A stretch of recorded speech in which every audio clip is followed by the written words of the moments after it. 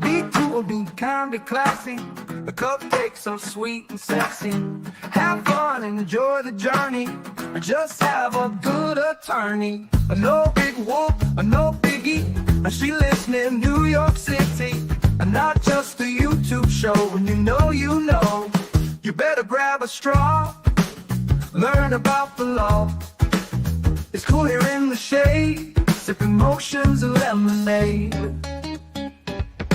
Cool heads will prevail, kindness will never fail. Be classy and vastly wise. Oh, Melanie Little is going live. Oh no, where is Melanie? Follow the island's melody. Is a concert within reach. No surprise, she's at Jones Beach. She heard some music far away. Captain Jack Stack Harbor Bay. He sings and his piano plays. Not all sounds are waterways. Speaking Yiddish and Latin, it's not just for Manhattan. It's for Goethe and Machegas. Ridiculous that insanus.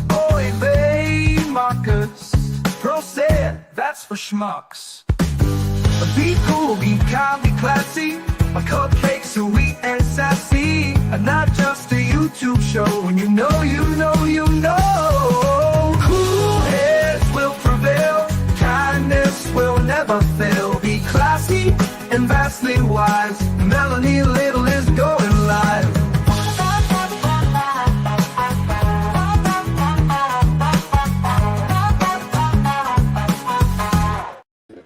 Good morning, my friends, and thank you so much for coming to hang out with me this morning. Today is Tuesday, February 11th, 2025. We are expecting the appellate decision on Karen Reed after 10 a.m. So I'm getting in here early because I saw some people in the chat who claim to have had a copy of the decision and had to come in and say what the decision was. And despite the fact that anyone who's ever been here ever knows that I don't appreciate spoilers in the chat, I felt like I would have to come on here and police the chat. Thank you to Little Cupcake, who was able to get here in time to delete some of those spoilers. I don't know where anybody would have gotten a copy of this decision because it hasn't been released yet. I keep refreshing the page, refreshing the browser. But you ever have one of those friends who loves to be the first one to tell you, usually bad news? They love to tell you bad news before anybody else. I don't know what that is. Is there a word for that? I don't know if this is going to be bad news. I don't know if it's going to be good news. I don't know what kind of news it's going to be, but it's news. We're here for it. And look at on top, being on top of the super sticker. First thing at 9:49 a.m.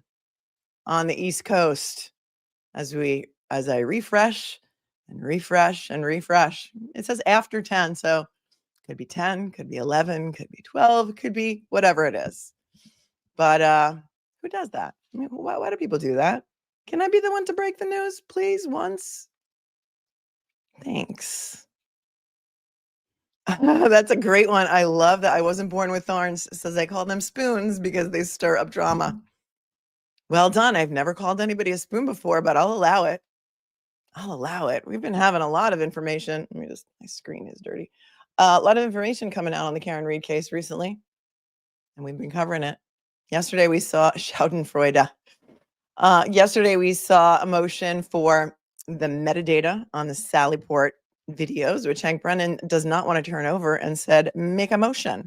So the defense made a motion. We went over that motion yesterday, which was Monday. I don't know what day it is. Today's Tuesday. And everyone cross your fingers and toes and all the things that you can possibly cross because we're here for it. We've been waiting for this since November 7th. Actually, we've been waiting for this since right after the trial ended, right after the mistrial was declared on July 1st of 2021. 2021 feels like 2021. July 1st of 2024, when right after that, a couple of jurors came forward to the defense and said, wait a second. We were only deadlocked on count number 2, the manslaughter charge. We had agreed to acquit on count 1, which was murder. Count 3, which was leaving the scene of an accident involving personal injury or death. So there's that. And then it went up on appeal. And the defense's argument is that, listen, you need to call the jury back. You need to ask them if they actually acquitted on counts 1 and 3 because nobody ever asked them. And so to try her again on those 2 counts would be double jeopardy, which is, a very important part of our Constitution of the United States of America, is that you cannot be tried twice for the same crime, right? You can't be. It's called double jeopardy. We don't allow it here in the United States. And so we wait. And we've seen this SJC issue some other decisions on other cases in the meantime, where they have indicated that they are not afraid to. Who's in here saying that, giving the spoilers? Wendy? Like who needs to do that? The decision is not posted yet. Now it is.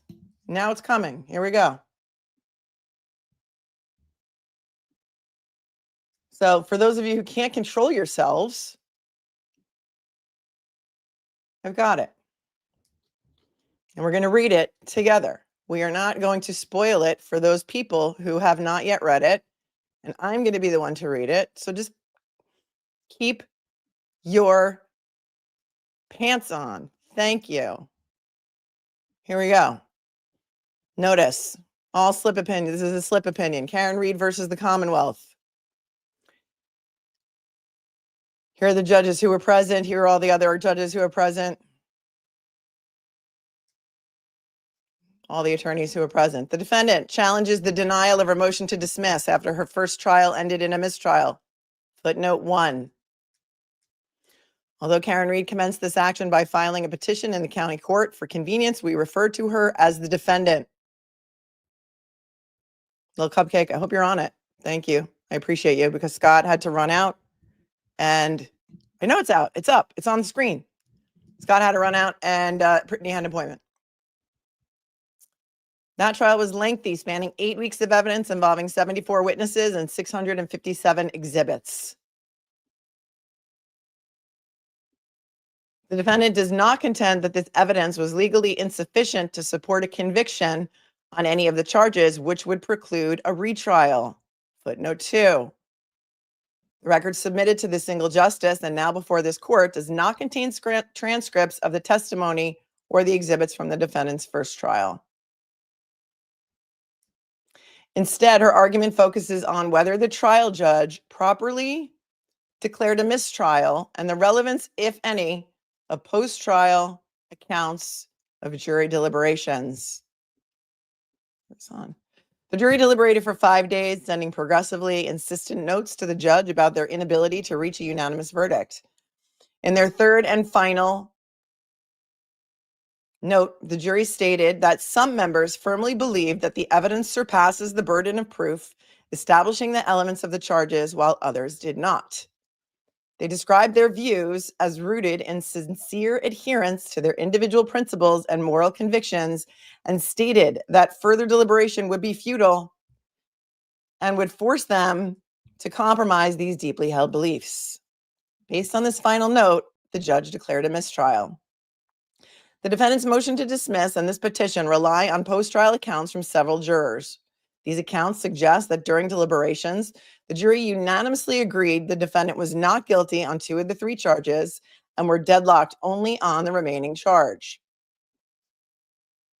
The defendant argues that a mistrial was thus not manifestly necessary because the judge could have requested a partial verdict from the jury before discharging them. The defendant further asserts that these post-trial accounts show that she was in effect acquitted of 2 charges and that double jeopardy bars retrial on those counts.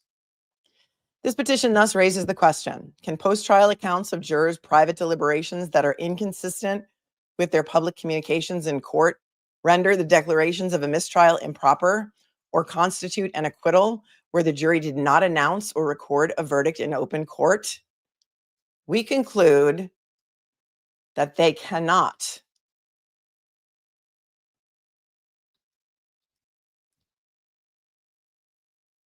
The jury clearly stated during deliberations that they had not reached a unanimous verdict on any of the charges and could not do so. Only after being discharged did some individual jurors communicate a different supposed outcome, contradicting their prior notes. Such post-trial disclosures cannot retroactively alter the trial's outcome, either to acquit or convict. Wow.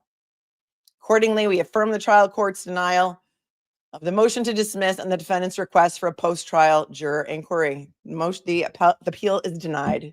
The appeal is denied, and I disagree strongly with this. I disagree strongly with this because here's the thing. The jury, in my opinion, the jury did not clearly state during deliberations that they had not reached a unanimous verdict on any of the charges. They were not asked. They were not asked.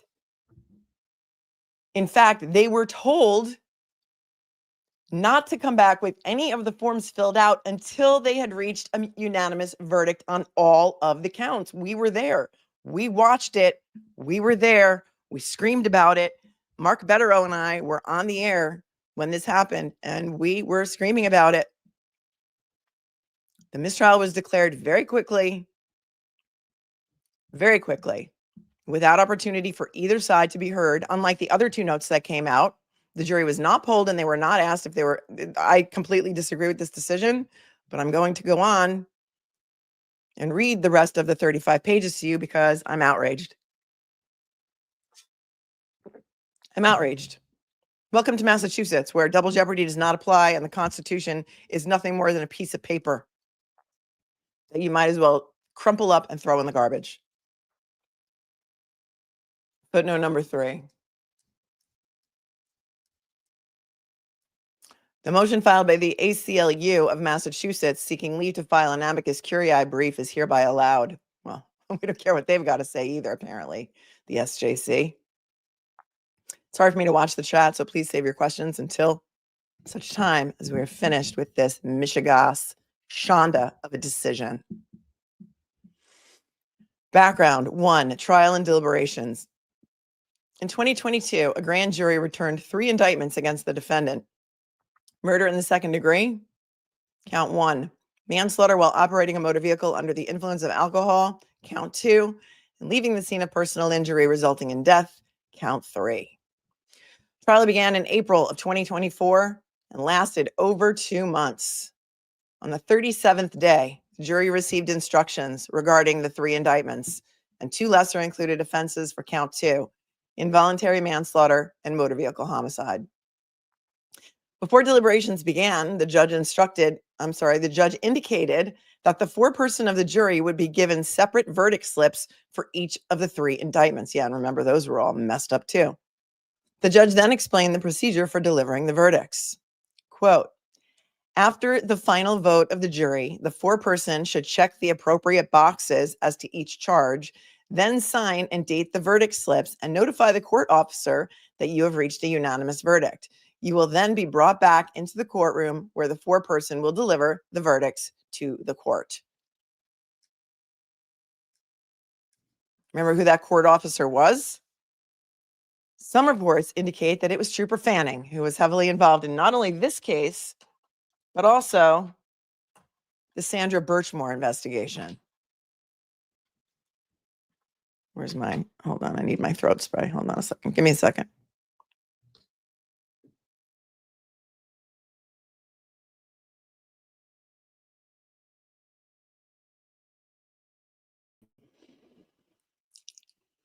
The judge also instructed the jury to continue deliberating until you have reached a final verdict on each charge. Yes, that's right. And that is why your decision is wrong. And to not disclose their numerical standing or progress to anyone, including the judge, before such time as you have reached a unanimous verdict. The jury then began deliberations. 3 days later, after approximately 19 hours of deliberations, the foreperson submitted a note to the judge. The first note that stated, I am writing to inform you on behalf of the jury that despite our exhaustive review of the evidence and our diligent consideration of all disputed evidence, we have been unable to reach a unanimous verdict. After reading the note into the record, the judge requested argument from the parties on whether the jury had conducted due and thorough deliberations warranting a so-called Tui Rodriguez charge, which is called an Allen charge here in New York. Some states call it a dynamite charge. Footnote 4, see Commonwealth v. Rodriguez, Commonwealth v. Tui, The Tui Rodriguez charge is a model instruction given when jurors report deadlock after due and thorough deliberation that is designed to urge the jury to reach a verdict by giving more serious consideration to opposing points of view. Sort of like a last clear chance. Like, go back, you can do it. You guys do it. You can do it. Nobody can do it better than you can. Commonwealth v. Carnes. Once a deadlocked jury receives the Tui Rodriguez charge and resumes their deliberations, they shall not be sent out again without their consent. The Commonwealth argued that the jury had not deliberated long enough, while the defense disagreed, requesting the instruction and asserting that the foreperson's use of the word exhaustive suggested an impasse. In quotes. The judge determined that further deliberation was appropriate and instructed the jury to continue. Deliberations extended through the afternoon and resumed the following Monday morning. At 10:45 a.m., the jury foreperson submitted another note to the judge, second note, which stated, quote, despite our commitment to the duty entrusted to us, we find ourselves deeply divided by fundamental differences in our opinions and state of mind. The divergence in our views are which means this is the way it was written, not rooted in a lack of understanding or effort, but deeply held convictions that each of us carry, ultimately leading to a point where consensus is unattainable. We recognize the weight of this admission and the implications it holds.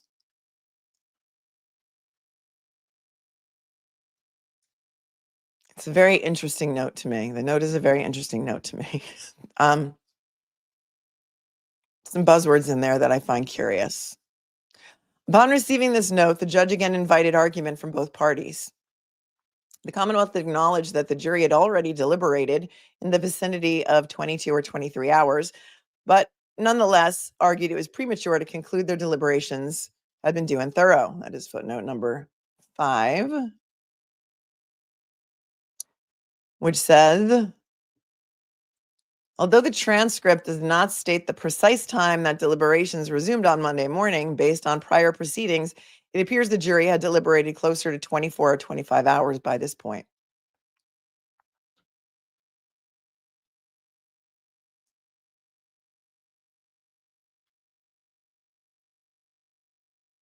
Defense counsel, however, maintained that the jury were hopelessly deadlocked and again requested the Tui Rodriguez instruction. The judge agreed with defense counsel, noting that the jury had been extraordinary and that she had never seen a note like this, reporting to be at an impasse. So many things happened during this trial that so many of us with decades-long careers in the law had never seen before either. The judge then delivered the Tui Rodriguez instruction to the jury and sent them back to deliberate further. At approximately 2:30 p.m., the foreperson submitted yet another note to the judge, third note, which stated, despite our rigorous efforts, we continue to find ourselves at an impasse. Our perspectives on the evidence are starkly divided. Some members of the jury firmly believe the evidence surpasses the burden of proof establishing the elements of the charges beyond, that is spelled B-E-Y-O-U-N-D, a reasonable doubt. Conversely, others find the evidence fails to meet this standard and does not sufficiently establish the necessary elements of the charges. The deep division is not due to a lack of effort or diligence, but rather a sincere adherence to our individual principles and moral convictions. To continue to deliberate would be futile and only serve to force us to compromise these deeply held beliefs. After receiving the third note, the judge informed counsel that, quote, the jury is at an impasse. The jury were called back into the room, and the third note was read aloud into the record. Upon reaching the final line, stating that further deliberation would force the jury to compromise these deeply held beliefs, the judge addressed the jury saying, I am not going to do that to you, folks, and declared a mistrial. The judge then discharged the jury back to the deliberations room, explaining that she would meet them there privately to thank them for their service. The judge and the parties remained in the courtroom to discuss their availability for scheduling a status conference on the matter. At no point during this discussion did defense counsel object to the judge's declaration of a mistrial or express disagreement with that outcome. Really? Are we going to put a whole lot of stock into that? Like the burden is on defense counsel now? Whose burden is it supposed to be to prove the case and to get a conviction and to fight for justice? It's supposed to be the Commonwealth's, it's supposed to be the state prosecutions. But this appellate court wants you to believe that it was on the defense counsel to object or to ask for a declaration or to ask the judge to pull the jury. Lie unchecked becomes the truth is outrage. Says this is outrageous.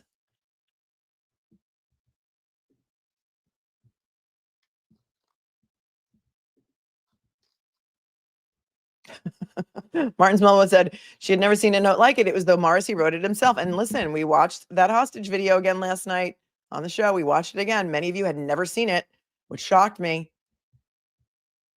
But again, that seemed like it was very scripted to me as well.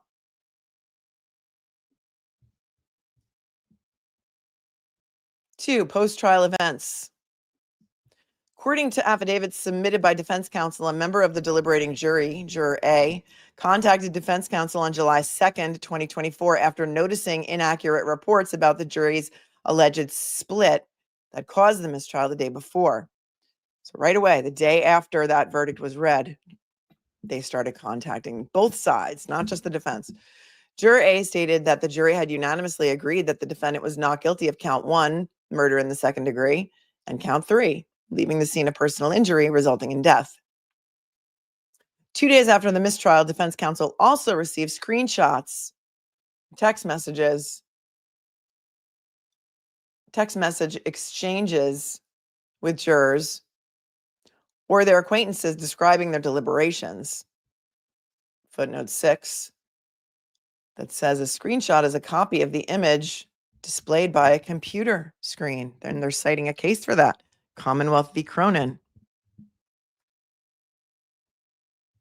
In one exchange, another member of the jury, Juror B, wrote, "It was not guilty on second degree and split in half for the second charge." Footnote 7. 1 month later, Juror B contacted defense counsel to confirm the content of this exchange and further asserted that the jury had unanimously agreed that the defendant was not guilty of count 3 as well.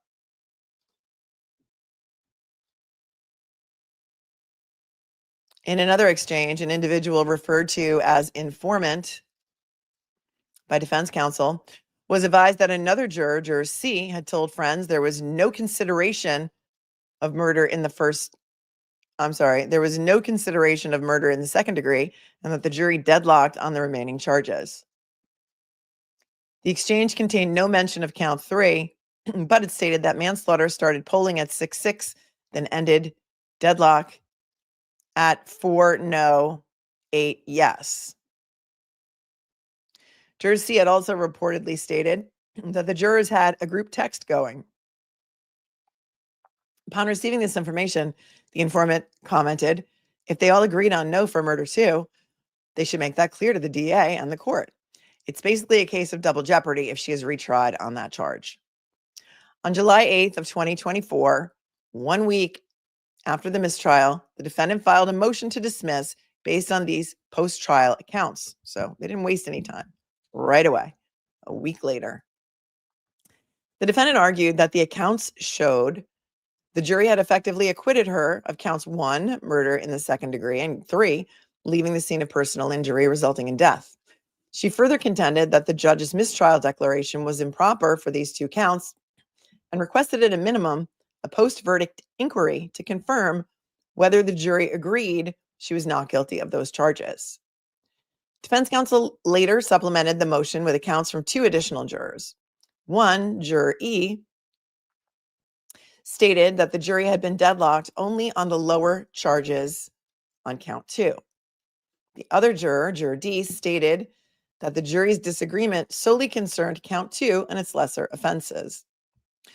Juror D indicated that the jury had debated whether to inform the judge of their decision on counts 1 and 3, but they were uncertain if they were allowed to do so. I'm going to break for a second to tell you that even with my 30 years as an attorney in New York state and federal courts, I found those jury instructions hella confusing too. So I'm not surprised that some lay people who were on a jury and sat there for 9 weeks were also confused. Juror D claimed that after discussing the matter, the jury ultimately decided to inform the court that they were deadlocked and they expected they would get further instructions about the remaining decided counts thereafter, which I think is a reasonable inference. The Commonwealth also submitted a post-trial filing notifying the court that after the submission of defense counsel's affidavits, it received 2 voicemail messages from a member of the jury. The juror specified that the jury had voted not guilty on counts 1 and 3, and as of last vote, 9-3 guilty on the lower level manslaughter charges. Something else that I find very curious about this is if they couldn't agree on count 2, which is manslaughter under the influence, how could they agree to acquit on count 3, which was leaving the scene of an accident causing personal injury or death? How could they find not guilty on count 3 when they couldn't decide on count 2? So I've always found that very curious, and I'm confused by that. Because if you couldn't agree on count 2, clearly there would have been some people who thought she hit him with the car and left the scene. So I'm very confused. The Commonwealth also received email messages from 3 individuals who identified themselves as jurors and asked to speak anonymously. And notice how there was never any date given for when those emails came. We don't know when they got those emails, but we know that they got the voicemail messages after defense counsel submitted their affidavits. When did they get the emails? Was it right away? Was it the day after the mistrial was declared? I have questions. Once the Commonwealth informed them that it may be required to disclose the substance of their communications to defense counsel or the court, however, the jurors declined to communicate further, allegedly. The trial judge denied the defendant's motion to dismiss after a non-evidentiary hearing. The judge reasoned that because there was no open and public verdict affirmed in the open court rendered in this case, the defendant was not acquitted of any of the charges and that any post-trial voir dire of jurors would involve an impermissible inquiry into the substance of the jury's deliberations, which I also agreed with. And I said, you don't have to ask them about the substance of their deliberations and why they deliberated or how they deliberated or what they talked about. All you need to ask them is, did you acquit on count 1? Yes or no? Did you acquit on count 3? Yes or no? And that's it. Additionally, the judge rejected the defendant's argument that declaring a mistrial was improper. She noted that defense counsel had twice requested the Tui Rodriguez instruction, quote, the final step preceding a mistrial, and raised no objections nor made any request to be heard when the mistrial was declared. The judge remarked that defense counsel were no shrinking violets during the trial, making it unlikely that when counsel heard that the jury was at an impasse for a third time and a mistrial was inevitable, at perhaps the most crucial point in the trial, counsel would sit silently if they did not consent to a mistrial. And that is another improper. Thanks, Nana of 8. We're reading it now. Thank you so much for spoiling it for people who are just tuning in. What? No shrinking violets. That was a completely improper phrase put into her decision, in my opinion. And yeah, that's the risk that you run. The risk that you run would be, yeah, what if the jury comes back and says, oh, yeah, we did convict. We convicted on murder, but we just couldn't agree on the other 2. Or, yeah, we convicted on 2, but we didn't. You get the mistrial. Maybe you just feel lucky that you got a mistrial. I don't know. Should it be the court's obligation? Should it be the judge's obligation? Should it be in the judge's handbook? We looked up the judge's handbook too. Should it be in the judge's handbook to ask the jury either privately or in open court or out? Did you guys deadlock on all of the counts or just some of the counts? We need more shrieking violets in this case. Is not that, Susan?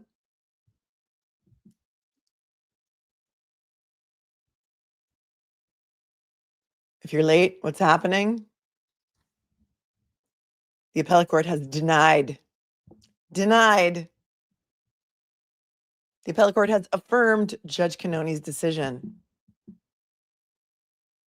Mistrial stands. They will not be able to call the jury back in and ask them if they've acquitted on counts 1 and 3 because, double jeopardy is not a thing in Massachusetts.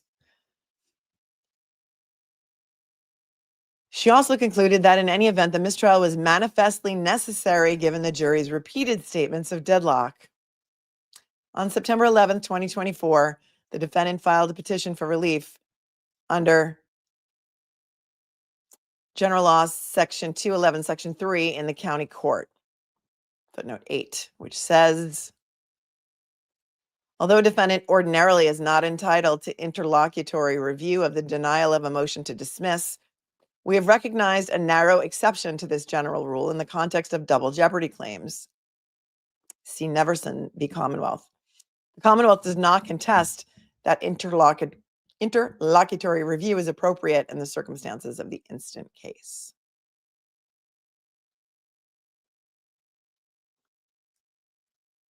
A single justice of this court reserved and reported the matter without decision to the full court.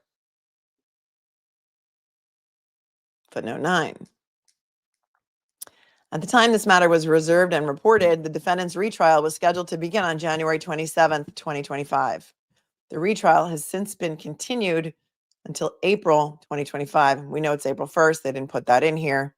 And now that this decision is in, it may actually go on April 1st. We will see.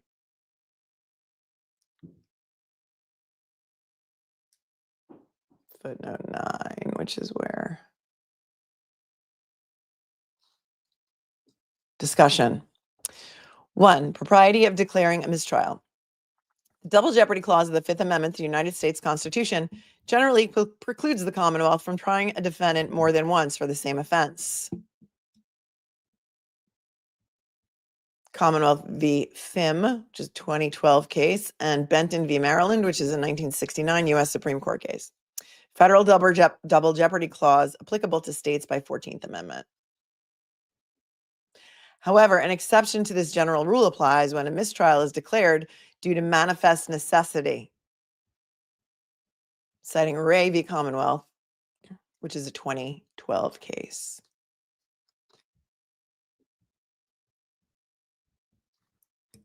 In such instances, the double jeopardy clause does not bar the state from retrying the defendant.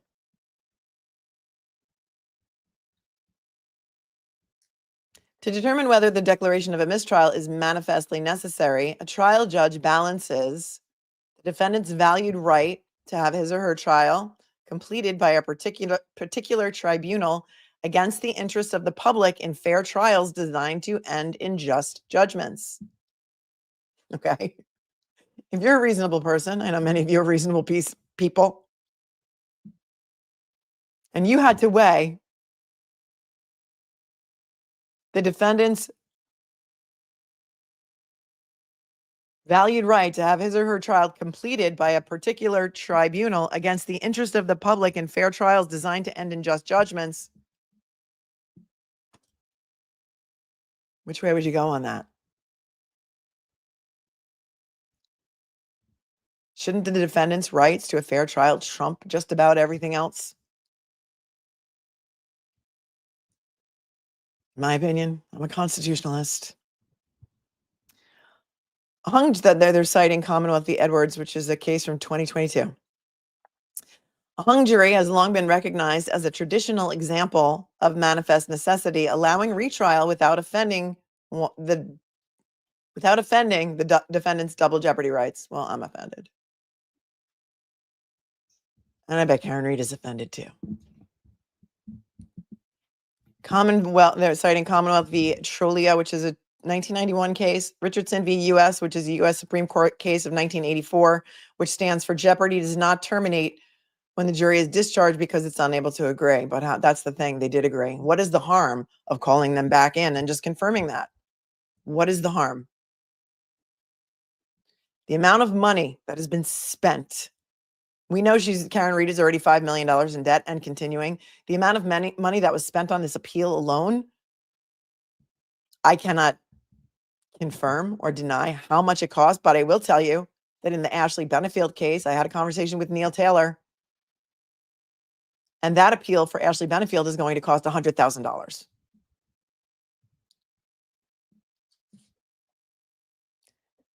The decision to declare a mistrial is entrusted to the sound discretion of the trial judge. Oh, yes, she likes to say that. Judge Canoni is the gatekeeper. Trial judges receive such discretion to avoid the possibility of coercive measures being used to force jury agreement, thereby protecting the fairness of the proceedings. Was it fair, though? Was it? See, a juvenile v. Commonwealth. See, also, Renico v. Lett, a juvenile is a case we've talked about quite a bit here. That was a 1984 case, and then Renico v. Lett, U.S. Supreme Court case from 2010. In evaluating whether a trial judge abused his or her discretion in declaring a mistrial, a reviewing court considers whether the judge carefully explored alternatives to a mistrial and whether counsel were given full opportunity to be heard. I didn't see either one of those things happening. Did you? Because we were there. We were all there. Citing Commonwealth v. Taylor, 2020 case. If these principles were followed and there is no claim of insufficient evidence to support a conviction, quote, double jeopardy will not prevent the defendant's retrial. Citation omitted, footnote 10. The defendant has not argued that the evidence presented at her first trial was legally insufficient to sustain a conviction, and thus we do not address the issue. Was that a misstep? Not addressing that in the appeal?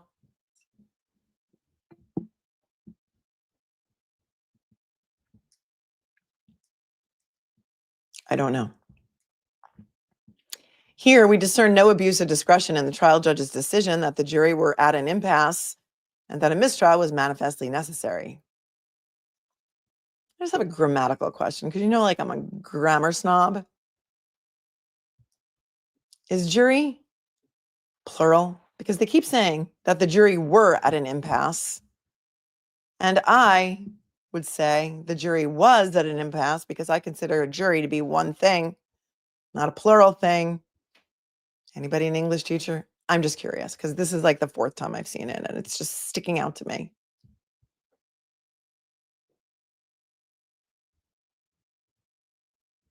Wow. So they're saying that they agree that a mistrial was manifestly necessary. After extensive multi-day deliberations, the jury submitted several increasingly emphatic notes about their inability to reach a unanimous verdict. By the time the jury sent their first note, they had deliberated for approximately 19 hours over 4 days. That note stated that they had considered that they had conducted an exhaustive review of the evidence and given diligent consideration of all disputed evidence.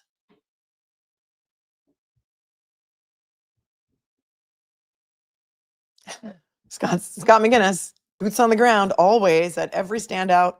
Says apparently Massachusetts SJC has never read Massachusetts Judicial Rule 27A either.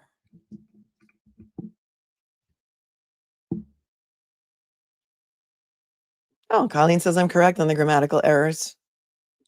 Fluffy McFlufferton. My Fluffy Flufferton, jury is singular. Choir is a group, so singular, says not that Susan. Jamie Birch says, so they have to mention something for it to be considered, even though they know. So weird.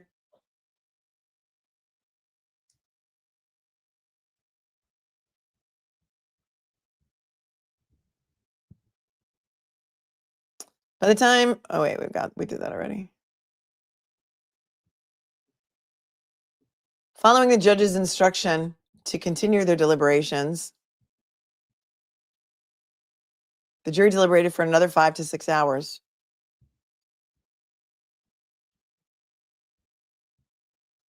Wait, where did I must have ended up here. Okay.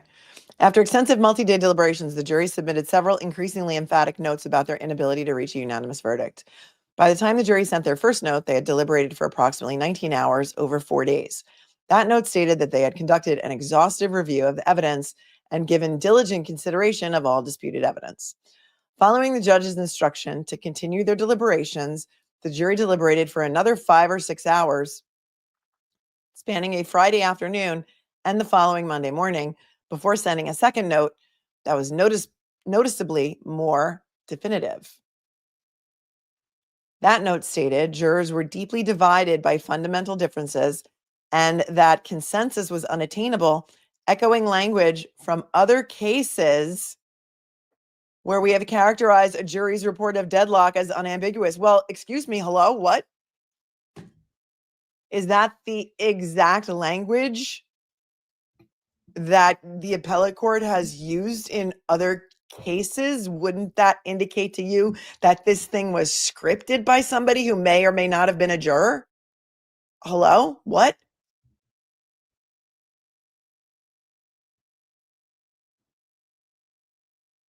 I'm going to read that again.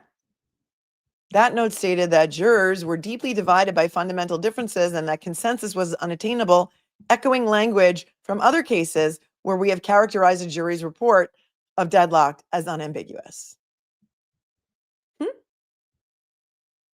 See, for example, Ray, concluding that the jury note stating jurors were hopelessly deadlocked was unambiguous about their inability to agree. Fuentes v. Commonwealth, final note stating that jurors were unable to come to a unanimous decision, unequivocally reflected that they were deadlocked.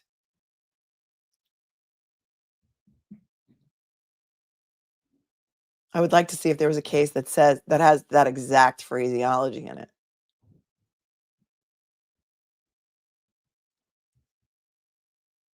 The second note further emphasized that the deadlock arose not from a lack of understanding or effort, but from deeply held convictions that each of the jurors carried. By this point, the jury had already deliberated approximately 24 hours. See note 5, supra, and defense counsel described them as, quote, hopelessly deadlocked.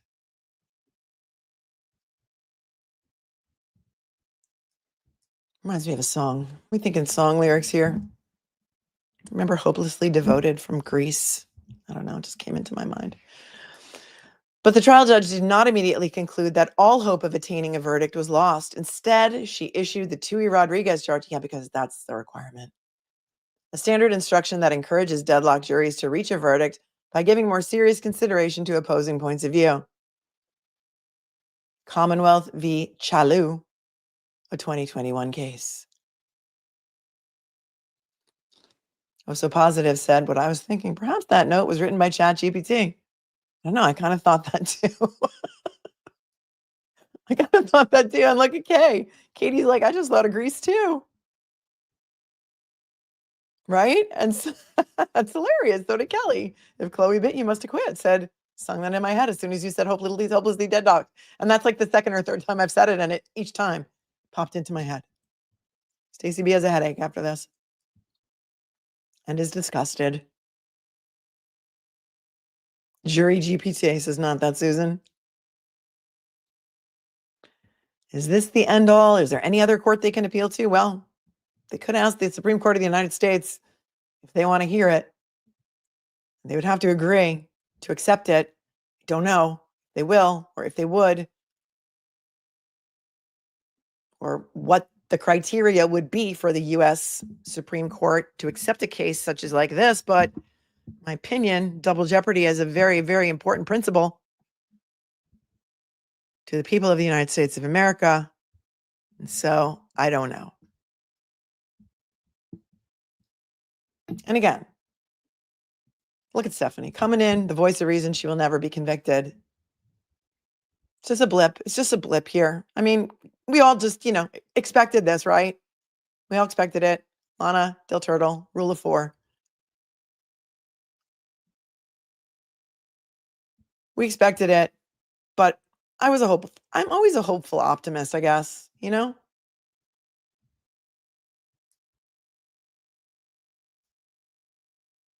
Everyone, please smash the like button. Thumbs up. Thumbs up to like, says Deanna. Thank you, Deanna. We had over 5,500 people in here. Would help a girl out, push the video out, help people find us.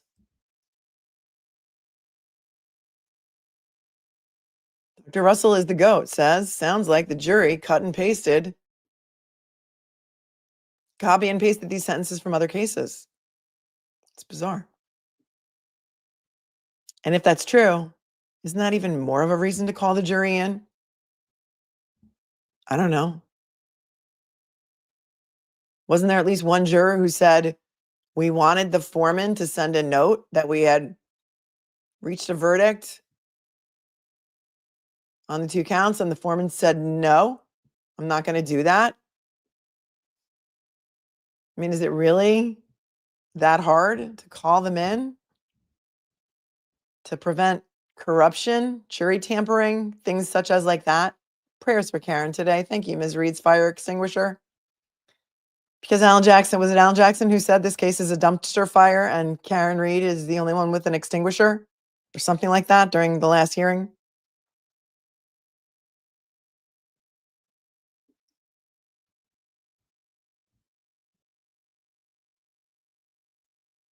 After nearly 4 hours of additional deliberation, bringing the total to approximately 28 hours, the jury submitted a third note that was even more emphatic.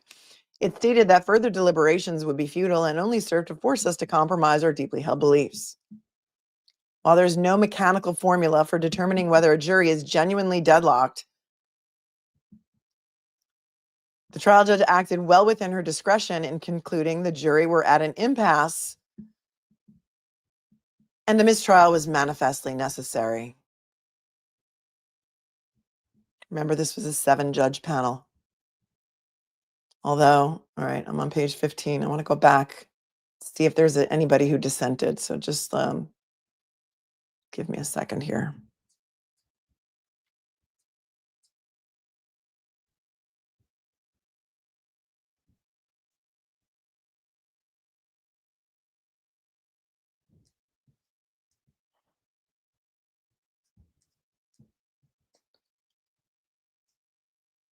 It says 1, 2, 3, 4, 5, 6, 7 judges. Doesn't say if there's a dissent. I guess we have to wait until we get to the end.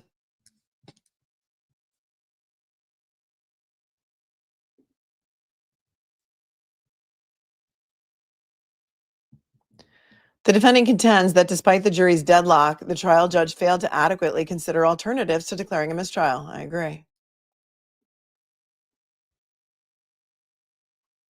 Yet, as discussed, the trial judge did consider and pursue such alternatives. After the first note reporting deadlock, the judge instructed jurors to continue their deliberations. After the second note, the judge issued the Tui Rodriguez charge. It was only when the jury submitted their third report of deadlock, at which point the judge was statutorily precluded from ordering them to continue deliberations without their consent, that the judge declared a mistrial.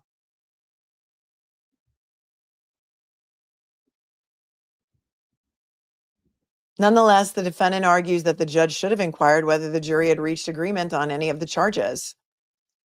Had the judge done so, the defendant asserts, she would have discovered that the jury had agreed on counts 1 and 3, allowing for a partial verdict. We disagree.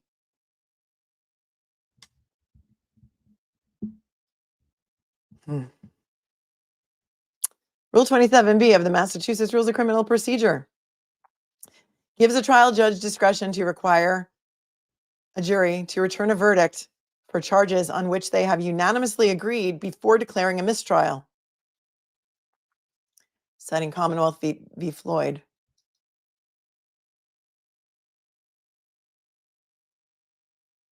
See Massachusetts Rule of Criminal Procedure 27B. Judge may first require and they highlight the word may, the jury to return verdicts on those charges upon which the jury can agree and direct that such verdicts be received and recorded.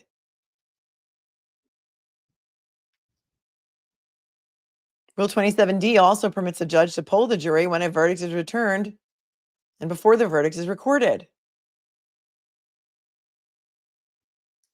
So the judge has the permission to do that and the discretion to do that, but in this case, she didn't. However, a judge is not required to accept a partial verdict before declaring a mistrial. See Daniels v. Commonwealth, a 2004 case, and is prohibited from doing so on a single indictment that contains lesser included offenses. See Commonwealth v. Roth, a 2002 case. Here, the jury were instructed, again, instructed on 3 separate indictments,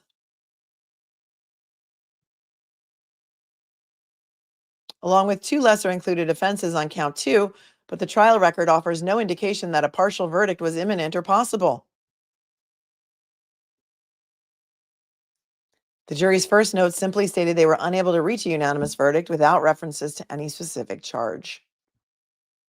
The second note reiterated that consensus was unattainable and acknowledged the implications of the jury's deadlock.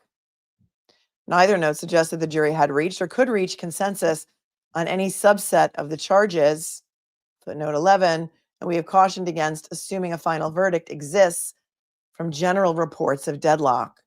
Citing Roth again, footnote 11 reads, as the trial judge observed in her memorandum of decision denying the defendant's motion to dismiss, it is particularly striking that the jury notes provided no inkling of agreement on any of the charges. Additionally, the notes did not request clarification on whether a partial verdict could be returned. This absence is particularly significant given the evident care that went into writing the notes and how articulately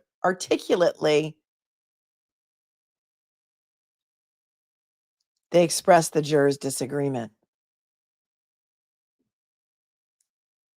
Let's go to the chat for a minute. See how you guys are. Check in. Angela's happy to be here, and she was praying for good news at the beginning of this. And Christine, thanks for hanging around here for 13 months. BEDEROW's by BEDEROW. It would hurt no one to bring the jury in and ask them, did you find not guilty on 2 charges? Yes, thank you, goodbye. I agree. Mathis, thanks for your super chat. This goes to show little juries understand, unfortunately. If that had been me, I would have asked, but what about our not guilty on 1 and 3 and not just left? Yes, too bad you weren't on the jury. Amanda says the SJC really screwed the pooch on this one. Thanks for being a member for 9 months. Hank's Book of Methodology, thanks for tuning in from Canada, says, I deleted my Auntie Bev's verdict form YouTube handle months ago. I was misleading. Bet your boots defense will dissect the next verdict form. I am outraged. Kelly, thank you for the 20, says, only in Massachusetts would an innocent woman face double jeopardy on charges where no credible, properly collected, maintained evidence even comes close to the Commonwealth's burden. This is what our Constitution is supposed to protect us from. I agree. I agree. Thank you, Kelly, for your super chat. Lady Zelda is here. She reads tarot cards and has her YouTube channel. Thanks for the 10. But what if it was upheld and Bev repolled the jury and they all said they wanted to convict? Is that possible? Do we avoid more trouble with this in the long run? Perhaps.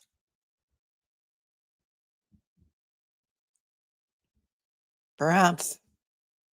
Good point, Zelda. Midnight Mike, thanks for gifting 5 memberships. And to those of you who are randomly selected by YouTube to become members of the channel, welcome. Thank you, Mike. Appreciate you. Catwoman, thanks for the 20. Some gold grickles for you covering this crazy fractured fairy tale. Do you know what cartoon this is from, Melanie? Justice for John O'Keefe. Karen Reed, no, I don't. Gold grickles, I don't know. Somebody tell me. Thank you so much for your super chat. Midnight Mike gifted another 5 memberships. Thank you, Mike. Always, always so kind and generous to this channel. Piney Woods coming in with a 10. I helped write the Texas pattern jury charges, and I had trouble following their instructions. Wow. Outrageous. Is there a dissent? I have 30 plus years too. Insanity. No justice. You're an attorney. You're a judge. Maybe you're a judge. I think the jury instructions should be amended. I think the judge's handbook should be amended. Thank you for your knowledge, for your service. Hopefully Texas has it right. Julie, thanks for tuning in from Australia. So it's not guilty. It's a hung jury addressing the verdict slip with no boxes for not guilty. Yeah, it's whack. Trevor, thank you so much for your 5. It says we should have known they weren't going to call Bev out and fault one of their own. Thank you, Boston Brandy, for the 10. Jury notes spoke about their deeply held beliefs. Isn't that called bias? Aren't you supposed to leave your beliefs out of it and rule on facts only? I think what they meant was deeply held beliefs about guilt or not guilt. That's what I think. But that is a good point.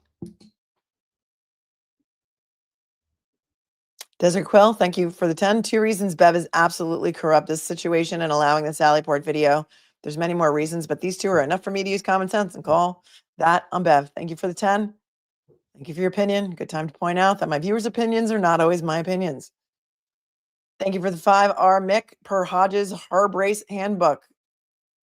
Collective nouns require singular verbs when they refer to groups or units. Thank you very much. Thank you very much. 2, I'm a grammar snob. Lady Zelda says, I have a lot of faith in the defense. I keep hearing Mike and the mechanics. Can you hear me? Good one. Good one. The defense is going to come out swinging. Don't you worry. Don't you worry. This is just a little ripple. Ripple in still water where there is no pebble tossed, nor wind to blow. Dun, da, dun, dun. Da, da, da, da, da, da. In fact, the jury's 3rd note implied that they were deadlocked on all charges. The note stated in part, some members of the jury firmly believe that the evidence surpasses the burden of proof establishing the elements of the charges beyond a reasonable doubt. Conversely, others find the evidence fails to meet this standard and does not sufficiently establish the necessary elements of the charges. Emphasis added.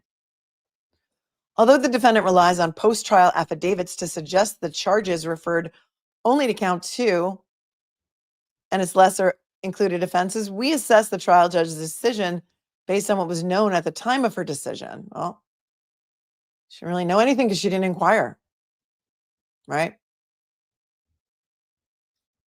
See Commonwealth v. Torres, 2009. As one court has observed, allowing post-trial juror accounts to affect the analysis would create endless confusion and controversy in cases where a mistrial has already been declared due to deadlock. Citing an Ohio case from the 6th Circuit, Fitzgerald v. Lyle, from 1990. In short, the record before the trial judge suggested complete deadlock. First and second notes provided no indication of a partial consensus, and the 3rd note plainly implied the opposite. See State v. Fennell, a Maryland case from 2013, and cases cited, quote, the mere theoretical availability of particular, the mere theoretical availability of partial verdicts does not obligate the trial judge to conduct further inquiry where no party has requested a partial verdict to be taken or the jury does not indicate that it has reached one. Further still, these notes indicated that additional inquiry into the jury's deliberations risked producing a coerced verdict.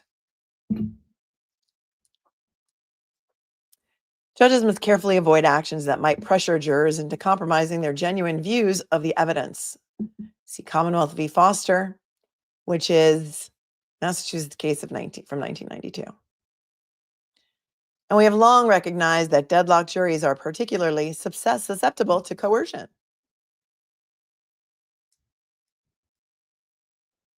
See Commonwealth v. O'Brien, 2005 case, and cases cited.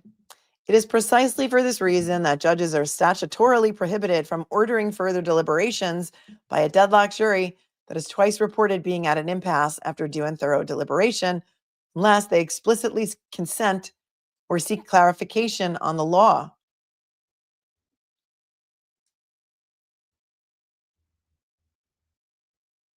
Citing Commonwealth v. Ticione, which is a 2019 case, quote, if after due and thorough deliberation, the jury report to the judge twice that they are deadlocked, they shall not be sent out again without their own consent unless they ask from the court some further explanation of the law.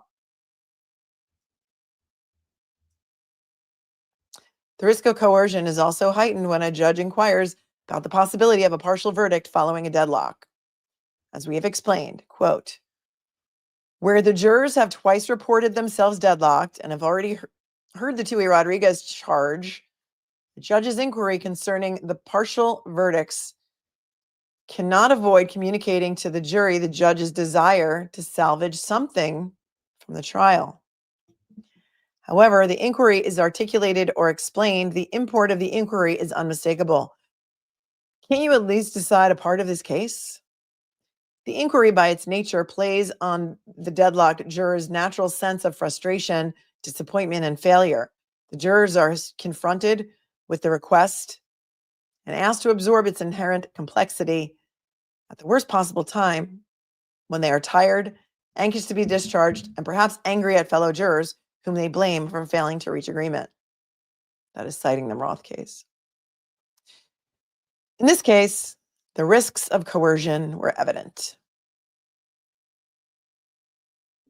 Well, could we also argue that the risks of coercion were evident because two of the third-party culprits who Alan Jackson pointed to in his closing were sitting right across from the jury, staring them down during that closing? I don't know. Could that have been an attempt at coercion and or intimidation? I don't know. You tell me. Clerk Jim Clown says absurd gaslighting regarding coercion.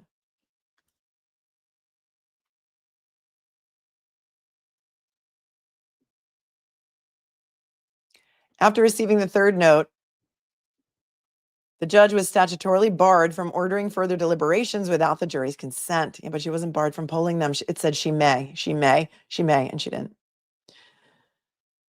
Far from suggesting that consent might be obtained, the third note made clear that further deliberation would only serve to force the jurors to compromise deeply held beliefs rooted in sincere adherence to their individual principles and moral convictions.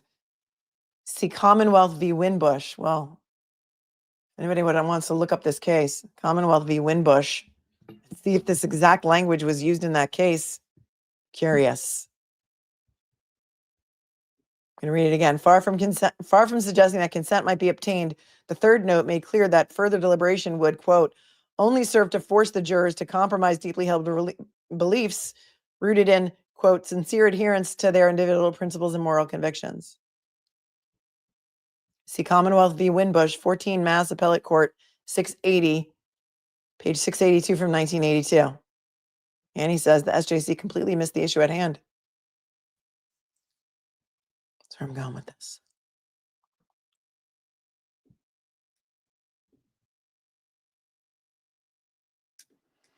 Michelle, thanks for the super chat, says the 100% the foreman's fault for not inquiring further. Articulate or not, the note was incomplete because other jurors had asked about that specific issue. Yep. Thank you, Midnight Mike, for your super chat. Loved the GOAT jersey the other day. Yeah, that was my Brady jersey, my Tom Brady Buccaneers jersey during Super Bowl halftime show that we did together. You are the GOAT too. Oh, thanks, Midnight Mike. No, you are. No, you are. I appreciate you so. Decline. Thanks for the 10. My heart just hurts for this nonsense. Karen and Justice for John O'Keefe. Thank you, Melanie. We love you. I love you guys too. Follow my heart. Trevor, thanks for the 5. Did they even know that the foreman stopped 2 jurors from asking Judge Cannoni about acquitting on 2 charges? And he said, no, that's not their job. I think that is what one of the jurors told Aiden Carney, right? AKA Turtle Boy. Suzanne is here and she's wishing everyone a great day. Loving my cupcakes. Thank you, Suzanne. A lot of people are feeling dejected right about now. Inside Down Twilight Zone, thanks for your 5. As a Massachusetts resident of 50 years, I am yet again incredibly embarrassed of my state. The corruption is real here. The corruption is deep. Thanks for your super chat. Loud Mouse, thanks for the 10. The only way Bev would pull the jurors if, God forbid, they found her acquitted. Thank you, Loud Mouse, for your super chat and for your opinion. As always.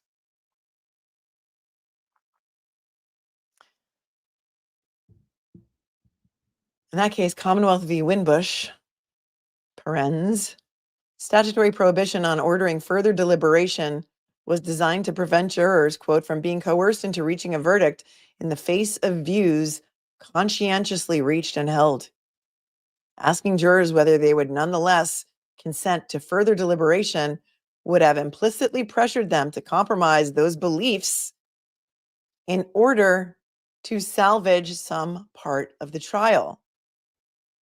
Citing Roth. So again, compromise those beliefs. It's the exact language was used in the note.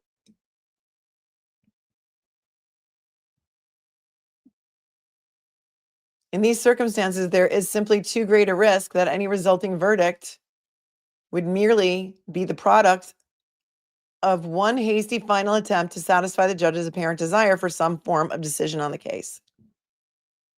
And if the judge were to inquire about the possibility of a partial verdict, quote, by definition, any further discussion amongst the jurors regarding their response to the judge's partial verdict inquiry would itself be further deliberation in violation of the statute.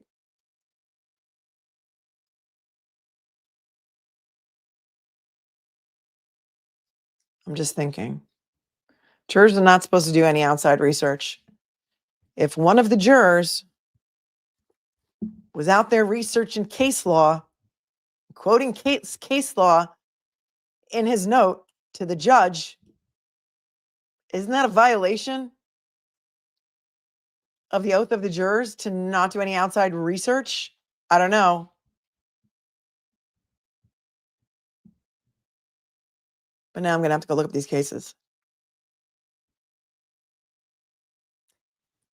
Indeed, if the judge had inquired about a partial verdict on her own initiative, and the jury returned a verdict of guilty on any of the counts, there is no question that this defendant would be making a strenuous and potentially meritorious argument that the guilty verdict was the product of coercive intrusion into the function of the jury.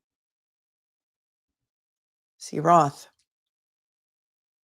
Thus, given the entire course of jury deliberations and the emphatic language of the third note that jurors were deadlocked on, quote, the charges, and that further deliberation would be coercive, the judge acted within her discretion in declaring a mistrial without inquiring sua sponte about a partial verdict.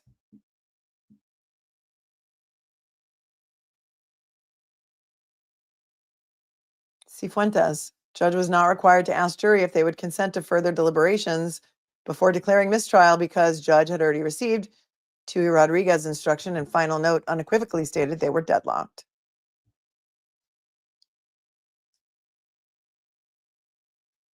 Citing Daniels. For much the same reason, the trial judge's decision not to uphold the jury's sua sponte to confirm the deadlock before declaring a mistrial did not constitute an abuse of discretion. As we explained in Ray, polling the jurors about whether further instructions or deliberation would be likely to resolve the deadlock is discouraged due to the risk of coercion inherent in questioning jurors, particularly in individual colloquies. Trial judge is not required to consider every conceivable alternative before declaring a mistrial, and we discern no abuse of discretion in the judge not pursuing alternatives suggested after the fact by defense counsel based on information obtained after the mistrial was declared. So, no abuse of discretion. Citing Commonwealth v. Cassidy, which is a 1991 case. Parens, quote, If an alternative which was neither suggested by counsel nor considered by the judge is later developed, we will not fault the judge so long as an honest inquiry into alternatives is made. But what was the honest inquiry into alternatives? See, generally, Bluford v. Arkansas, U.S. Supreme Court case from 2012, quote, "We have never required a trial court before declaring a mistrial because of a hung jury to consider any particular means of breaking the impasse, let alone to consider giving the jury new options for a verdict." The defendant further contends, separately from the availability of alternatives, that it was an abuse of discretion to declare a mistrial without first notifying defense counsel of the content of the third note and allowing an opportunity to be heard. And that's what happened. She didn't notify either side about what that third note said. She just read it out loud in front of the jury and declared a mistrial, sua sponte, which means on her own, without being asked, of her own accord. First, it is worth noting that the trial judge discredited defense counsel's claim that he lacked such an opportunity. See, generally, Commonwealth v. Garner. I gotta fix my mic. Hang on a second.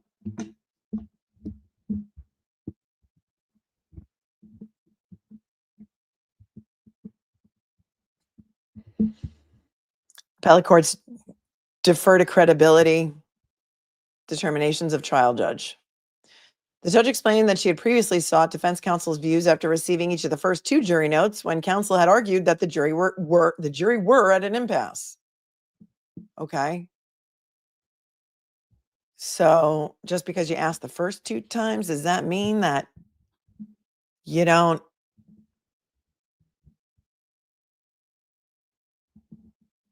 ask the third time? I don't know. The only alternative proposed by defense counsel during these exchanges was the issuance of a Tui Rodriguez charge, which the judge granted. When the third note prompted the mistrial, defense counsel neither objected nor expressed any dissatisfaction, even when the parties remained in the courtroom to schedule a subsequent status conference.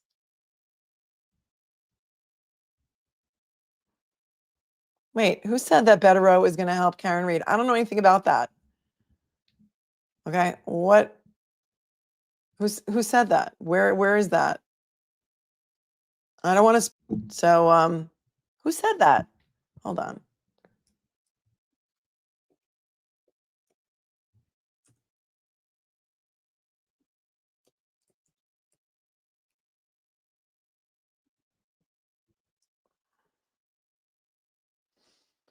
The last thing that he posted on Twitter was February 9th. Appreciate the concern expressed by many, but I'm fine, just very busy, all good. So I don't know. I'm not spreading any misinformation.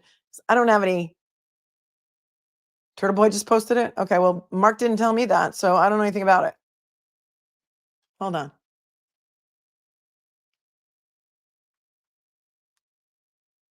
Hold the phone.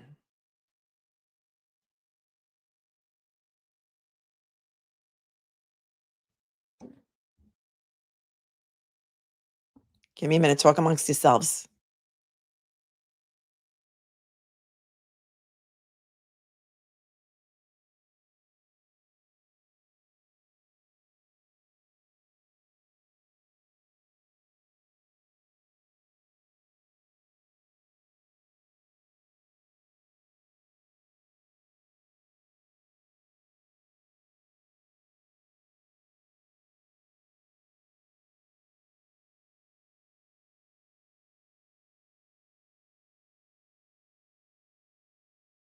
BEDEROW on the bat phone. Reached out to Mark BEDEROW on the bat phone. Somebody said that a motion dropped. Trying to get him in pro hog HA. Hold on. Just hang on a second.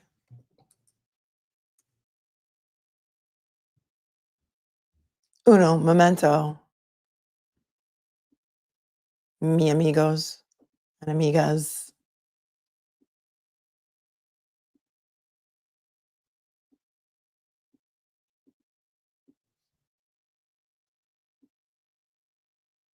Do do do do do do do do do do do do. That would be amazing news, but hold on.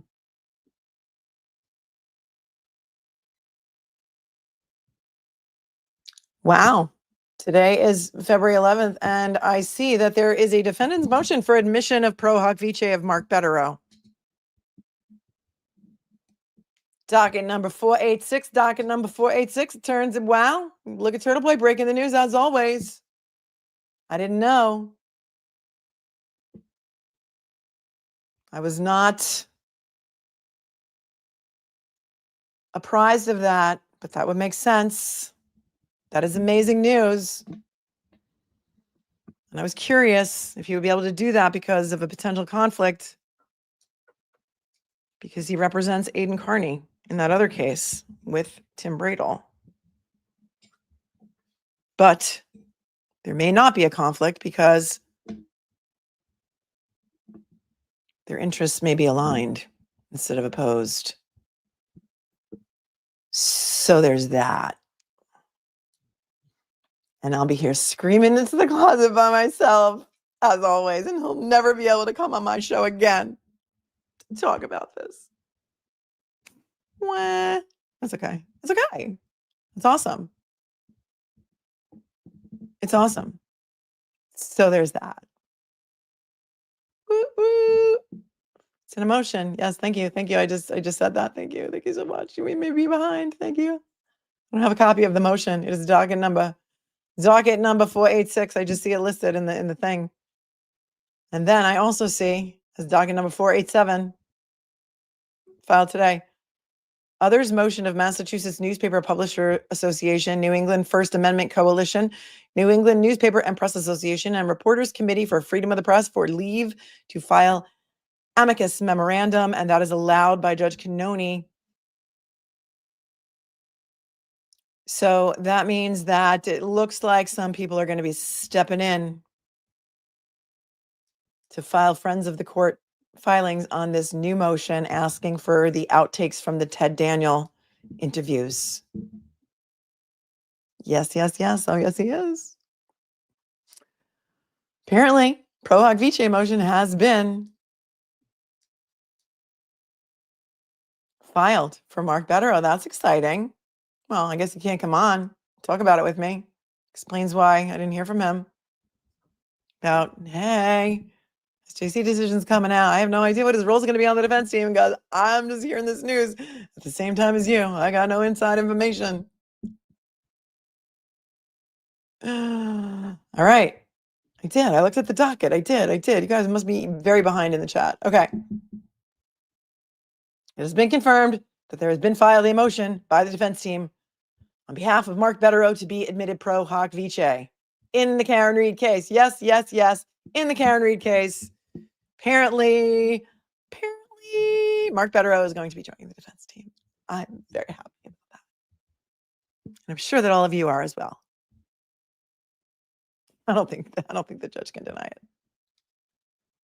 it. Yes, Greg, this is turning to an all-star team. Unreal. Unreal. Thank you, Greg, for your super chat.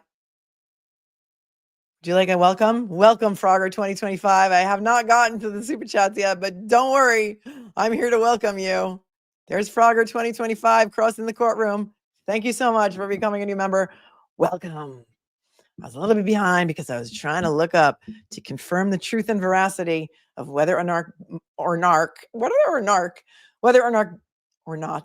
BEDEROW was joining the defense team. And I just got this alert at 10:56. It is only 11:05. Please don't feel bad. Thank you so much. On top, thank you for your super sticker. B. May, thank you for the 5. I'm bothered by the deeply held moral beliefs part of juror note. Shouldn't this be decided only by facts of the case on the law? Yes, yes, yes, it should. But perhaps it was like their deeply held beliefs that she was guilty or not guilty. Moral beliefs, you're saying, yes. Moral beliefs of changing their mind. I can't. We're not allowed to inquire as to their process. That's the issue. You cannot inquire into their deliberations or their process of their deliberations or what they spoke about. But it is my opinion that you can inquire whether or not they agreed to acquit. But the SJC, which is the highest court of Massachusetts, did not agree with me. And quite frankly, they didn't ask me. So there's that. But that's exciting because now we have many all-stars to watch in court. In addition to Bobby Alessi, the New York attorney who's jumped in to represent Karen Reed for free.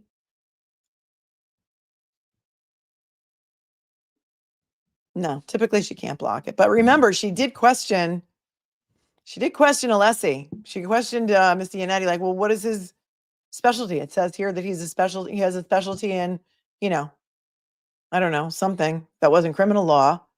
And she did question him, and I've never seen that before. I've never seen a judge question a pro hoc vice application like that. She scrutinized it, but she did allow it in the end. So again, Tracy, nothing would surprise me. Nothing would surprise me. Team Brittany is on it, as always. Nothing would surprise me in this ducking case.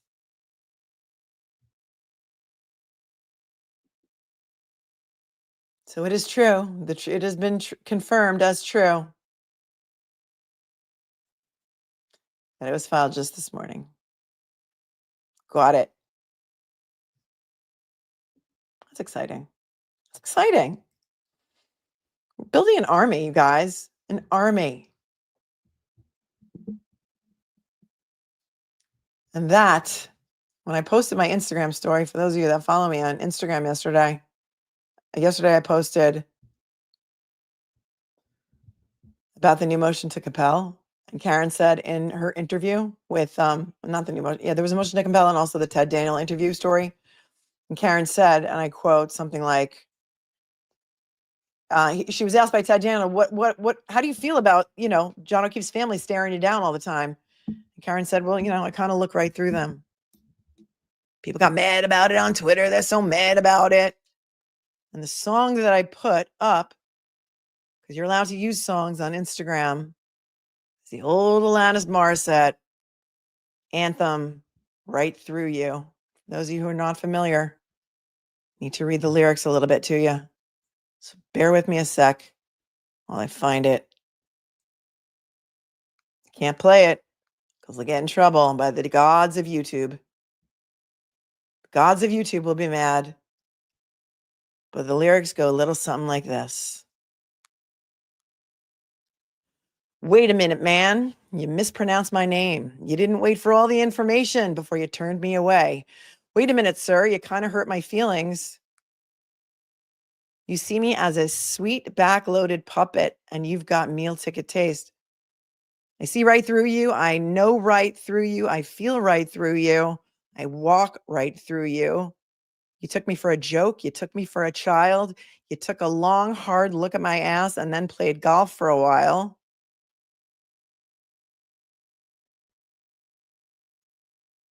And it goes on, the chorus is, I see right through you. I know right through you. I feel right through you. I walk right through you.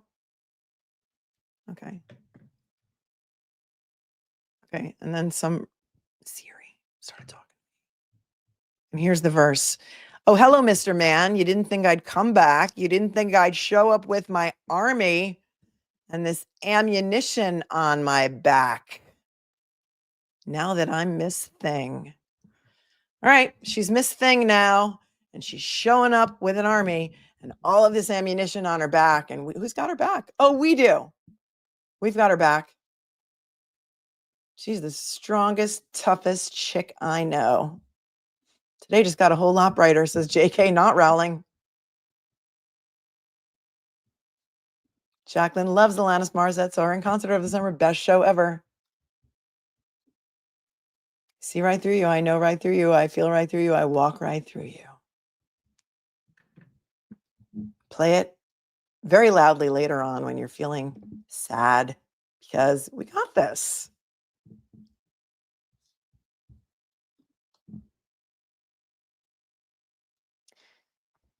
Back to the document. In any event, there's no indication that inviting defense counsel to participate in a third round of consultation would have produced any fruitful alternatives, says Fuentes.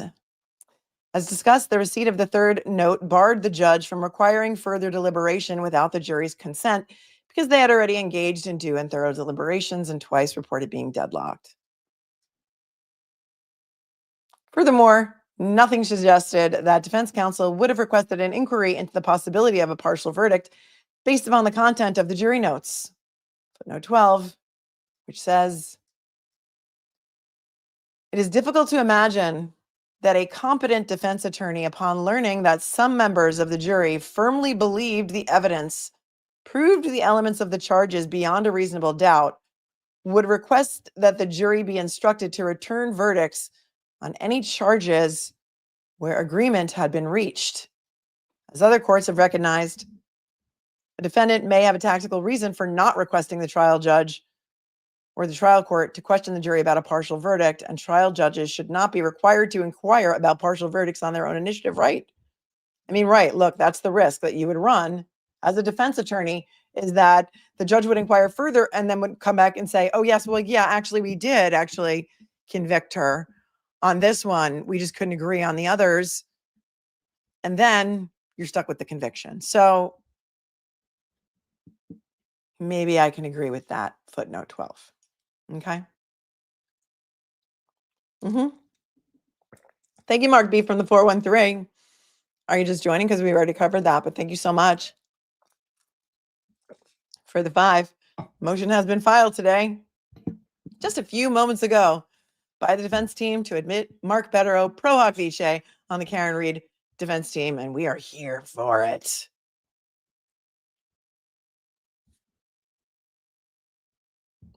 Mark BEDEROW cannot say any more than that. There is a motion before the court. We have confirmed. Michelle, would it be considered jury misconduct when the foreman wouldn't allow jury members to ask the judge a question? That was not the issue before the court. And so that is not an issue that we will reach today. Because under the rules of Massachusetts, we are in Narnia. My friends, we're in Narnia. We're in the Upside Down. We're in the Twilight Zone. We are in the Matrix.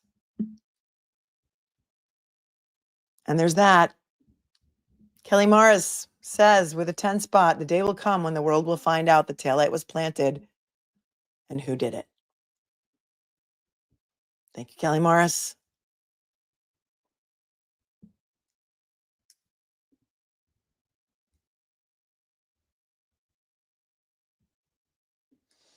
Deborah says Massachusetts laws are a violation to the Constitution.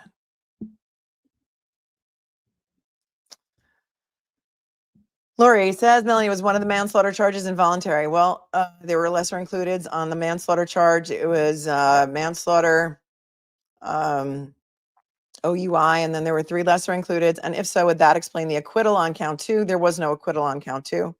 They were deadlocked on count 2.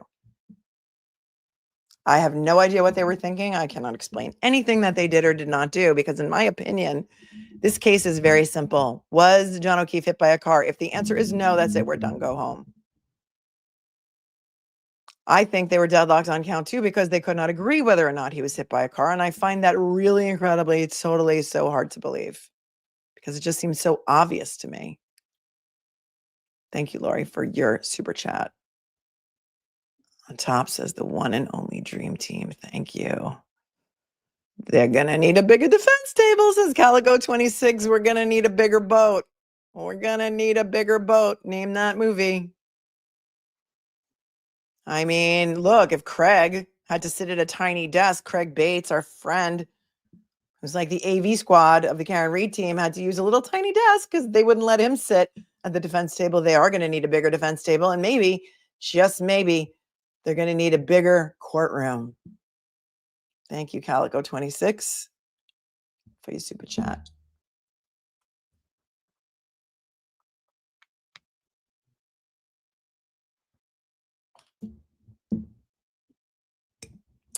Cosmic Blue, does this mean that BEDEROW will be allowed to share the Marcy emails from Turtle Boy's case with the Karen Reed's defense team? Well, they're all supposed to be turned over to both defense counsel on both cases. So ordinarily, no, he would not be permitted to do that.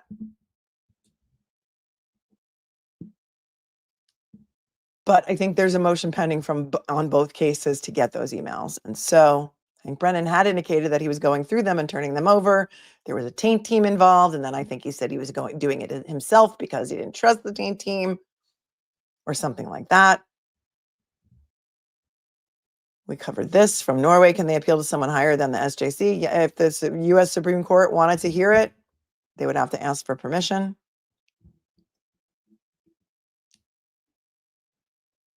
Thank you, Dr. Russell, the GOAT. Yeah. Hank's book of methodology says, where are they putting our computer guy? We'd be crammed. Yep. Buzzing for Truth says, I think all you great lawyers should show up and sit behind Karen in court. What a statement that would make. Thank you, Buzzing for Truth. Mark and I were there one day at the same time during the first trial. Nan Gallagher would be a great addition, says Sonia. Thanks for your super chat. Kat K, thanks for becoming a new member. Pro Hawk VJ says, I'll allow this in my name. Better. Oh, thank you so much for your super chat. Mag in Florida, free Karen Reed. Every defense attorney in Massachusetts should file to join the A team. I don't know if they could support. There's not even a big enough table for Craig. Thank you for your super chat. Mike B from the 413. Yes, that is true. We covered that. Letteros by BEDEROW is gifting a membership, and you're amazing. Thank you so much. Procat. Thank you. How many attorneys is a defendant allowed? I don't know that there's any limit, but it's Massachusetts, so who the hell knows? Can Karen get an army of pro bono, high-powered attorneys to sit behind her just to send a message? I don't know. Probably a bad idea, but just wondered. I'm not familiar with the actual, if there even is a Massachusetts general rule on how many attorneys are allowed per side. I don't know that there is one, but love your thoughts. Greg, if I can offer a slight bit of optimism, he says, both Mark and Runkle said losing the murder charge would most likely benefit the Commonwealth's case. So at least there's that. Look, I'm trying here. Thanks, Greg, for your 10 and for trying. Karen, thanks for your 10. BEDEROW had been busy. LOL, watch out, Hank. Also, why Brian Albert didn't come out of his house to help John O'Keefe, but decided to come to closings. It says closets, but I think you mean closings. You're the best, Melanie. No, you're the best, Karen. Thank you for your super chat. Look at Tracy Walker coming in and gifting 20 memberships. Thank you, Tracy Walker. You're so kind and so generous. And to all of the 20 new members that were gifted, welcome, welcome, welcome. Vivian James got the quote right about we're going to need a bigger boat. It says with a $5 super chat, Jaws, the movie that made me fear the deep end of the pool. Well, how many of us did not want to go in the ocean after that? So very many of us. Thank you, Vivian. And again, thank you, Tracy Walker. That was super generous of you. Sebastian Zanon, I love Atlantis' early work, especially You Ought to Know. Yes, you ought to know. Yeah, that Jagged Little Pill album was like the anthem of angry women everywhere, right? It was like, it's part of the soundtrack of my life. Though I'll never see Dave Coulier the same way again. I know. No. Dave Coulier, a Full House fame. Leanne became a new member. Welcome, Leanne. Little Miss Red Velvet, thanks for tuning in from across the pond and for your super chat. Thanks for all you do for this trial and the others. Your channel mods and chat have and do help me so much. My favorite YouTube channel by far. Oh, that is very sweet. Thank you. And I hope your broken rib is healing up nicely. There's not a lot you can do about a broken rib, sadly. Leanne gifted 5 memberships. Thank you, Leanne. You guys are awesome today. And then what? Tracy Walker gifted 50 memberships. Tracy Walker has gifted 70 memberships. 70 new members so far. Thank you, Tracy. That is incredibly so kind and generous. You're amazing. And 70 people will be gifted memberships. And you have to be opted in. YouTube does that randomly. So opt in. Make sure you're opted in. Wow. Thank you. Thank you. I know, Scott, right? Tracy Walker coming in hot today for us. Thank you so much. Debbie says, please let Mark do the closing. Was this a car accident? Yes or no? If no, then she's guilty, period. I scripted that. Thank you. Thank you for allowing me to script it. Thanks for hanging around for 14 months. You're amazing. Lola the good dog says, Olivia Newton-John, twist of fate. This is a new beginning and I'm going to get it right this time. Love is what we found the second time around.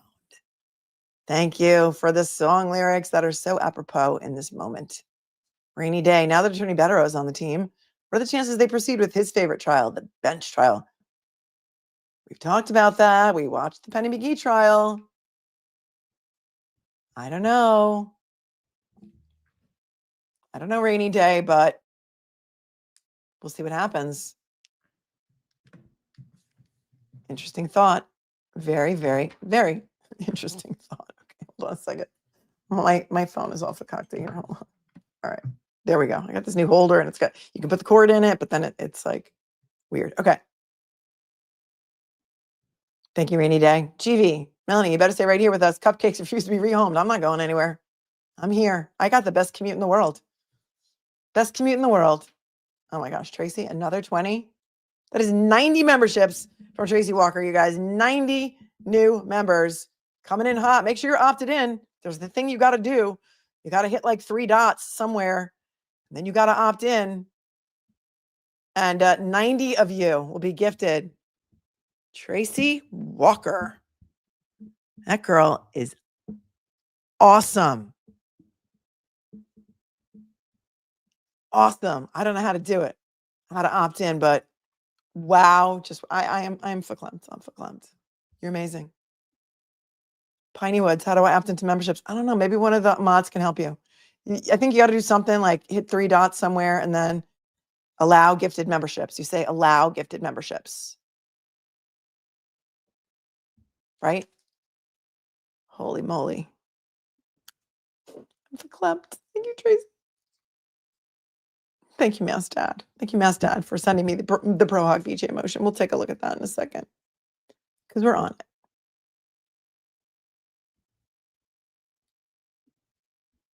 it. Where were we? Well, we were at footnote 12. Oliver v. Justices of the U.S., the New York Supreme Court. Where are we? Page 24. This is 32 pages. All right. Having displayed no enthusiasm for the rendering of a partial verdict while the jury was still impaneled and a guilty verdict still possible, the defense may not seek to overturn the court's order of mistrial after discharge of the jury. While the more prudent course might have been to read the third note to counsel and provide yet another opportunity to be heard before declaring a mistrial, the trial judge did not abuse her discretion in failing to do so. C. Fuentes. In sum, we conclude that the trial judge acted within her discretion in declaring a mistrial without first inquiring about a partial verdict or offering defense counsel an additional opportunity to be heard. Considering the length of jury deliberations, the judge's prior efforts to encourage consensus, and the increasingly emphatic tone of the jury notes indicating deadlock, it was clear that the jury had reached an impasse. And really all I'm hearing at this point is Charlie Brown's teacher. Wah, wah, wah, wah, wah, wah, wah, wah, wah, wah.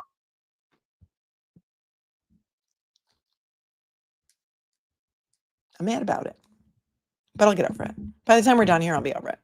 Furthermore, nothing suggested that the deadlock was limited to a specific charge. On the contrary, the notes contained no inkling of agreement. And the third note implied the jury were deadlocked on all charges. Again, jury were. Under these circumstances, given the content of the notes and the fact that the defense counsel did not request further inquiry, engaging in one sua sponte risked coercing a verdict, blaming it on defense counsel. Thus, the judge appropriately exercised her discretion in declaring a mistrial based on manifest necessity. See Daniels. And cases cited. Judge did not abuse discretion in declaring mistrial after 4 days of deliberation, where jury reported impasse and received Huey Rodriguez charged but remained unable to reach verdict, and stated in response to judicial inquiry that additional deliberation would not result in verdict. See also Fuentes. No abuse of discretion in declaring mistrial without first asking whether jury would consent to deliberate further, where jury had already been given Huey Rodriguez instruction, and final jury note unequivocally stated that the jury were unable to come to a unanimous decision. Footnote 13. Because we conclude that the trial judge acted within her discretion in determining that declaring a mistrial was manifestly necessary, we do not need to address the defendant's alternative argument that the defense counsel did not consent to the mistrial. Similarly, we do not address the defendant's ancillary argument raised here for the first time that the court should have conducted a colloquy with the defendant before finding such consent. And then it says, but see Daniels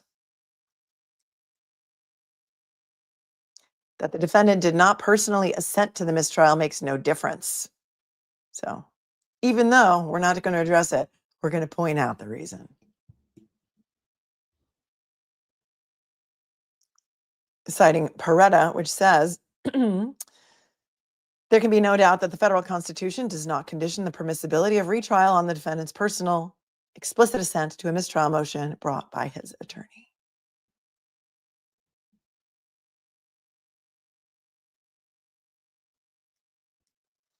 Number 2, defendant's claims of acquittal. The defendant separately argues that she cannot be retried on counts 1 or count 3, regardless of whether the mistrial declaration was proper. She contends that post-trial information from 5 deliberating jurors, or jurors, depending on whether you're in South Carolina,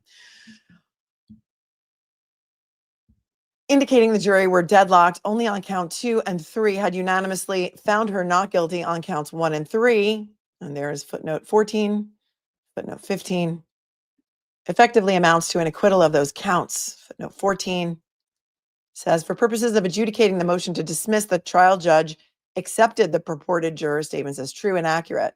For purposes of this discussion, we similarly proceed from the assumption that the affidavits are true and accurate.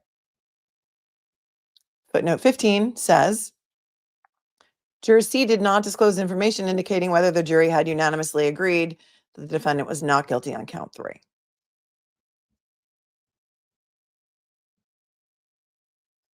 Alternatively, she asserts that the trial judge abused her discretion in denying a post-trial inquiry to verify these accounts of juror deliberations. We examine each contention below. A, claim of acquittal based on juror disclosure. The Double Jeopardy Clause of the United States Constitution prohibits retrial for the same offense after an acquittal. See McElrath v. Georgia, U.S. Supreme Court case from 2024.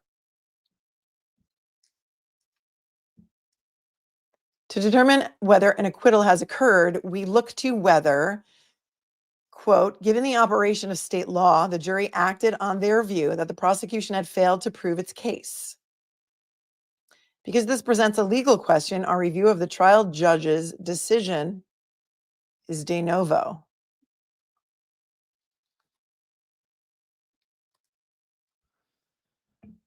Relevant here, the fundamental requirements for a jury's issuance of a verdict in a criminal case are set forth in Massachusetts Rule of Criminal Procedure number 27.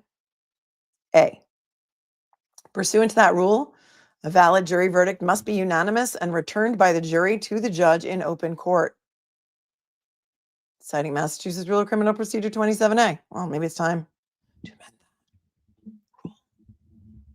Or the jury instructions or something. But no. Our case law confirms that a criminal verdict is effective only when affirmed by jurors in open court. Citing a juvenile, quoting Lawrence, the only verdict which can be received and regarded as a complete and valid verdict of a jury upon which a judgment can be rendered is an open and public verdict given in and assented to in open court as the unanimous act of the jury and affirmed and entered of record in the presence and under the sanction of the court. In other words, the distinction between informal agreement on a verdict and the actual return, receipt, and recording of a verdict in open court is central. Only the latter constitutes a final verdict of the jury on a criminal charge. We've consistently reaffirmed this longstanding distinction throughout our jurisprudence. Note 16, see Commonwealth v. Tennyson, 2003 case. Initial verdict was sealed but not yet valid because it was not given and affirmed orally by the jurors in open court. Chelmet v. Commonwealth, 97, polling of jurors after declaration of mistrial in murder case showing that 11 had voted to convict defendant of lesser included offense of manslaughter and 1 had voted to acquit was of no effect and did not constitute an acquittal on so much of the indictment as charged murder in the first and second degree. See also Rich v. Finley, no final verdict, where 1 juror died after jury had unanimously agreed to verdict, but before jury announced that verdict in open court. Wow, what are the odds of that? It's a 1949 case.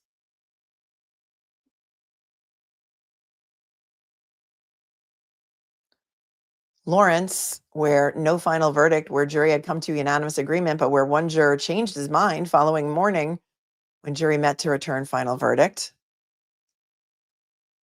Kalinowski.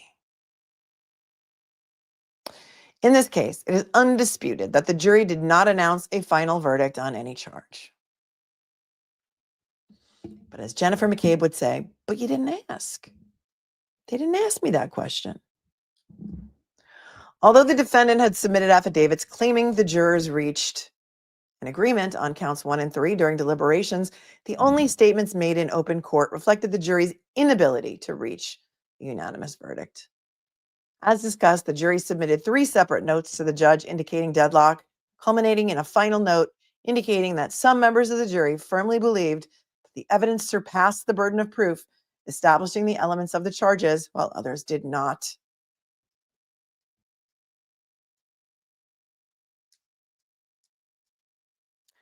Far from an affirmation in open court of unanimous agreement on counts 1 and 3. These notes clearly reflected a lack of consensus on the charges, in quotes. Even if the jury's deadlock pertained specifically to count 2, their notes made no such distinction, nor did they indicate any verdict would be returned to the judge in open court as required by Massachusetts Rule of Criminal Procedure 27A. In the absence of a verdict returned, received, and recorded in open court, we cannot conclude that the jury acted on their view that the prosecution had failed to prove its case.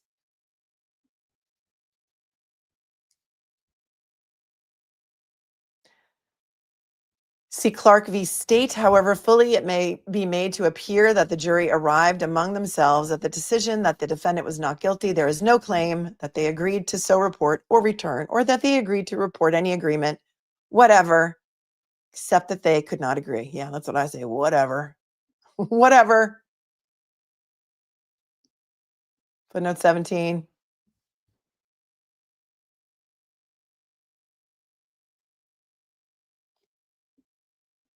The circumstances of Clark are very similar to those at issue here. That's a Tennessee case from 1936.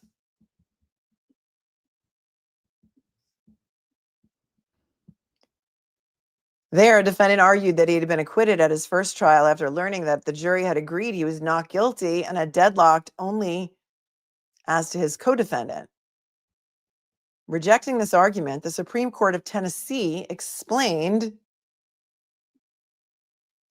quote, agreement on the issue of guilt or innocence is of the very essence of a verdict. We have here no verdict reported and none agreed on and intended to be expressed. It is conceded here that the report of disagreement was that intended to be reported. This determinative distinction runs through all the cases we have examined. And that is according to the Supreme Court of Tennessee.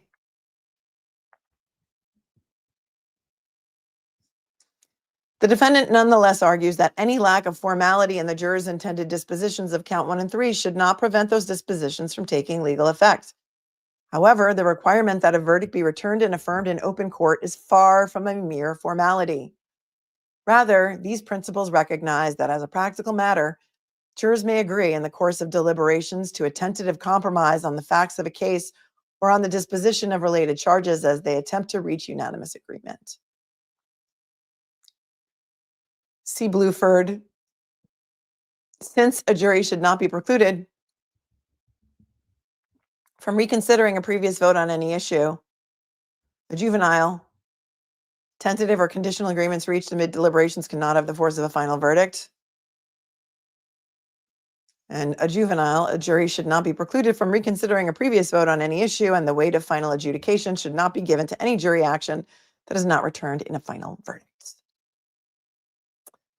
Requiring a jury to publicly affirm their verdict in open court thus serves its vital purpose. It ensures that the verdict agreed upon in private truly reflects the unanimous and deliberate judgment of each juror under public scrutiny, rather than a tentative compromise. Maintaining this distinction between private deliberations and public verdicts is essential to preserving both the confidentiality of jury discussions and the integrity of the judicial system. Thus, because the jury did not publicly affirm that the defendant was not guilty of the charges, there was no acquittal, barring retrial under the double jeopardy clause.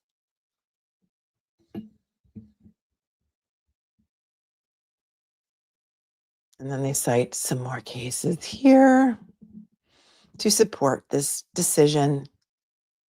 B, request for post-trial juror inquiry. Finally, we consider the denial of the defendant's request for a post-trial juror inquiry. Generally, a judge is not obligated to investigate the jury deliberations unless there is evidence that jurors were exposed to extraneous information or demonstrated racial or ethnic bias. Even in cases of alleged bias, however, judicial inquiry cannot delve into jurors' subjective reasoning or deliberative content. Because the trial judge is afforded broad discretion in assessing whether a post-trial juror inquiry is appropriate, we review that determination only for an abuse of discretion. Here, the defendant concedes that the affidavits do not indicate exposure to extraneous matters or juror bias that would suggest her right to an impartial jury was compromised. Instead, she argues that the affidavits suggest an unannounced verdict warranting further inquiry. Yet, as discussed, a verdict as a matter of law requires a public announcement in open court. No verdict exists if none was announced or even intended to be announced by the jury before they were discharged.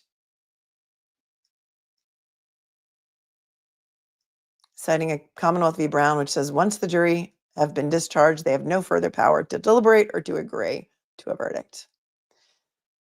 Allowing inquiry into a private agreement reached in the secrecy of the deliberation room would also contravene our prohibition on probing the content of juror deliberations. I disagree, but I don't sit on the highest court in Massachusetts.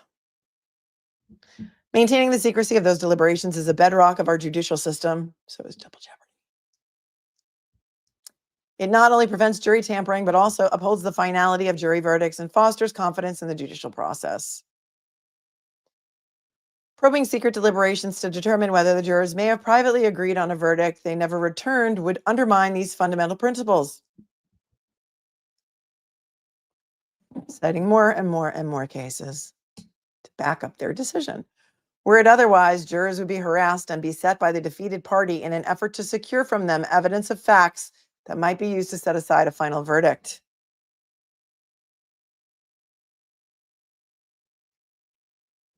Nor is the defendant merely seeking juror testimony as to mistake entered on a final verdict slip.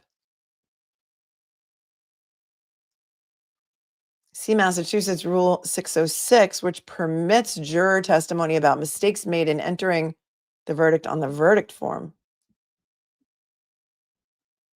I don't even know if they've filled out those final verdict slips. Do we know if they even filled out the final verdict slip? We've never seen them. They may have just been left blank because the judge told them, do not return any of these forms to me until you've reached a unanimous decision on all of them. Here, there's no suggestion that the jury's failure to return a verdict was the result of a clerical error. The post-trial accounts do not dispute that the jurors had reached an impasse as they reported and had decided not to return a verdict slip on any charge as occurred. Contrast Brown and other cases permitting testimony to correct clerical mistakes in verdict where jury without outside influence immediately indicated error in announced verdict. No juror expressed surprise or disagreement in court when the judge declared a mistrial based on the jury's report that they could not reach a unanimous verdict on the, quote, the charges.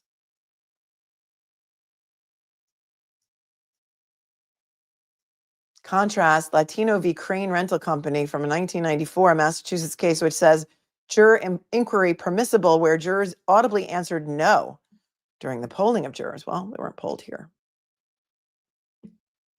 Additionally, the limited exception for juror testimony concerning mistaken verdicts only results in alteration of a verdict where there has been no opportunity for outside influence. Here, all the defendant's affidavits concern jurors' accounts to others after leaving, quote, the control of the court. A post-trial inquiry of these jurors would similarly occur well after they became susceptible to outside influences and would not provide a recognized basis for altering the result of the first trial. And yeah, I mean, let's say they were approached afterwards and threatened not to go in there and say, yes, we acquitted. That is also a possibility, right? Thus, the trial judge did not err or abuse her discretion in denying the defendant's request for such an inquiry where it would not change the outcome of the defendant's first trial. The jury chose to report a deadlock, not a verdict, and no basis exists for further investigation into private discussions or subjective beliefs they declined to announce publicly in open court. Conclusion: for the reasons stated above, the trial judge correctly denied the defendant's motion to dismiss and request for a post-trial juror inquiry. The case is remanded to the county court for entry of a judgment denying the defendant's petition for relief. XOXO, and so ordered. Seems like all of the judges agreed on this. There is no dissenting opinion that I see here. So, in summary, the SJC, which is the highest court in Massachusetts, has determined that Judge Cannoni was right, that because no verdict was announced in open court and the 3 jury notes that were sent out seemed to be emphatic that they could not reach a decision, Judge Cannoni's decision to deny post-juror inquiry and or to dismiss counts 1 and 3 of the indictment based on an alleged acquittal after the fact is affirmed. Therefore, all 3 counts are going to be open season for the jury in re-persecution number 2, which is allegedly supposed to start on April Fool's Day. Go figure. Let's go to the chat because I know you guys have a lot to say. Lori says, Melanie, you require more merchandise in your store. I believe I purchased multiples of almost everything already. I know I'm working. I have no time to design anything or to, it's just me. It's just me. I don't have a producer. It's just me. But yeah, I think you're right. Thanks, Lori, for your Canadian super chat and for tuning in from Canada and for being interested in this case over our northern border. Glenda, thank you for your super sticker. I appreciate you so much. Sebastian Anand, thanks for your 10. This whole decision feels like that one drawing of a referee with his head stuck up his butt. Thank you, Sebastian, for your 10. Leanne Flores, thank you. $50 super chat. Thank you so very much. Thank you for shining a light on injustice. You are the YouTube arm of the dream team. Thank you. I have my function, and my function is here with you, screaming with you, being outraged with you, saying all of the things that you're thinking most of the time, and giving a voice to people who need one. Thank you for noticing, and thank you so much for your very generous super chat. Michelle said, so basically they said, well, it was good enough. Yeah. Yes, Michelle. Yes. Oh, yes. Oh, yes. Marianne, Marty Weinberg's statement, we are strongly considering whether to seek federal habeas relief. Can you explain what that means, please? Well, interesting because somebody sent me Martin Weinberg's statement. And it appears that that is what they will do, that they will seek review by the Supreme Court. But let us just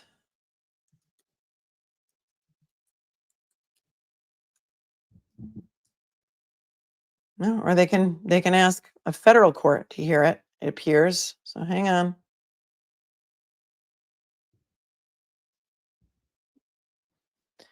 Let's look at the exact tweet, shall we, so that we do not get confused.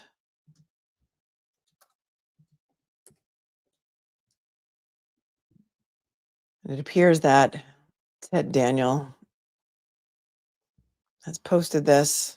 Ted Daniel is getting it done.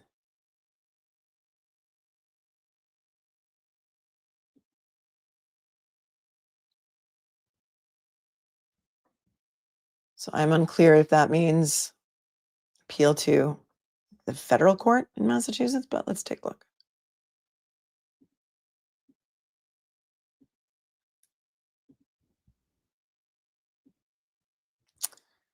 And it says, a new statement from Karen Reed's appellate lawyer. While we have great respect for the Commonwealth's highest court, double jeopardy is a federal constitutional right. We are strongly considering whether to seek federal habeas relief from what we continue to contend are violations of Ms. Reed's federally guaranteed constitutional rights, says Martin Weinberg, who is the appellate attorney for Karen Reed.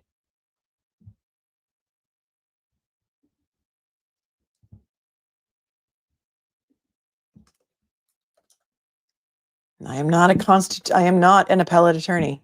This would be a great question for Andrea Burkhart. And here I am reading. A federal habeas corpus petition in Massachusetts is a legal procedure to challenge the legality of a criminal conviction. It's usually filed after a state appeal and any collateral review.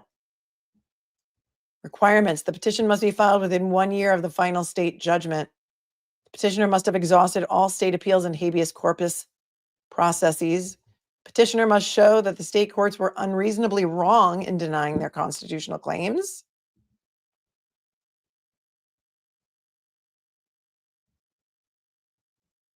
And so that's interesting.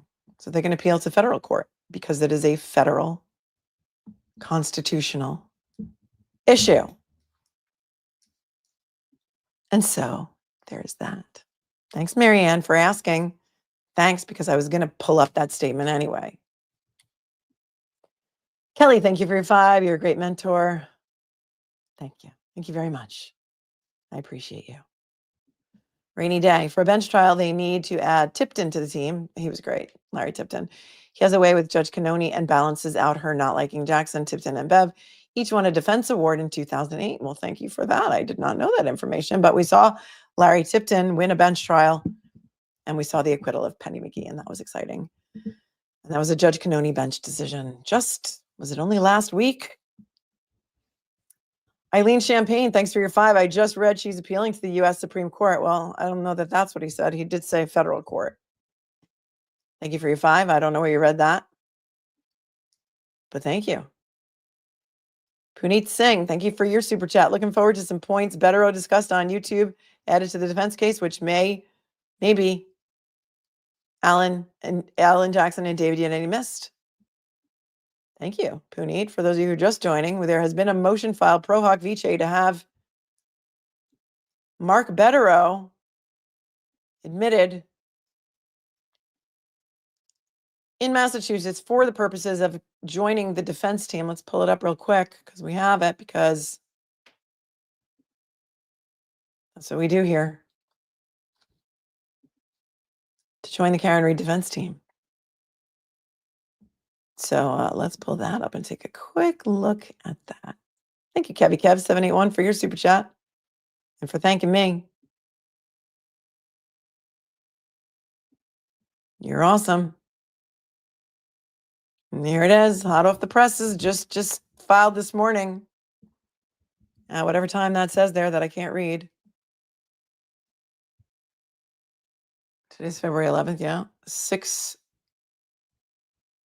I don't know, could it be stamped at 6 a.m. or 8:50 something? I'm not sure. Motion for pro hoc vice admission of Mark BEDEROW. David R. Yannetti of the Yannetti Criminal Defense Law Firm and a member in good standing of the Massachusetts Bar hereby moves to admit pro hoc vice Mark BEDEROW so that he may associate. Hold on, I got to get my red pen out. Dun, dun, dun. So that he may associate as counsel of record for the defendant in the above captioned matter on the following grounds. Mr. BEDEROW is the principal attorney in the law offices of Mark BEDEROW, PC. How do I get this down?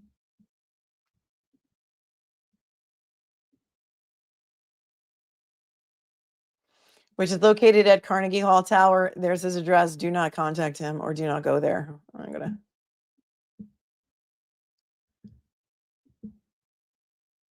He's admitted to practice law in the state of New York and his membership is in good standing. Defendant Karen Reed has requested that Mr. BEDEROW be associated in as counsel of record in the above captioned matter. This is going to be quite the tag team. I just can't even wait. Like, everyone is going to have a role. They're going to like split up the witnesses. Who's going to get to examine who? Who's going to get to cross-examine who? It is going to be an all-star cast, and I am here for it. I'm going to be the on the sidelines commentator. So exciting. Defendant Karen Reed has requested that Mark BEDEROW be associated in as counsel of record in the above captioned matter. Good cause exists to grant this motion because Mr. BEDEROW has specialized skill and knowledge in representing defendants in matters of this nature.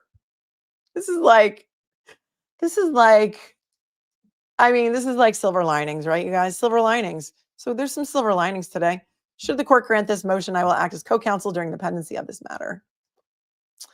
In conjunction with this motion, Mr. BEDEROW has paid the Board of Bar Overseers a registration fee of $355 as required by Supreme Judicial Court Rule 3.15. Attached here too as Exhibit A is the registration statement of Attorney BEDEROW issued by the Board of Bar Overseers.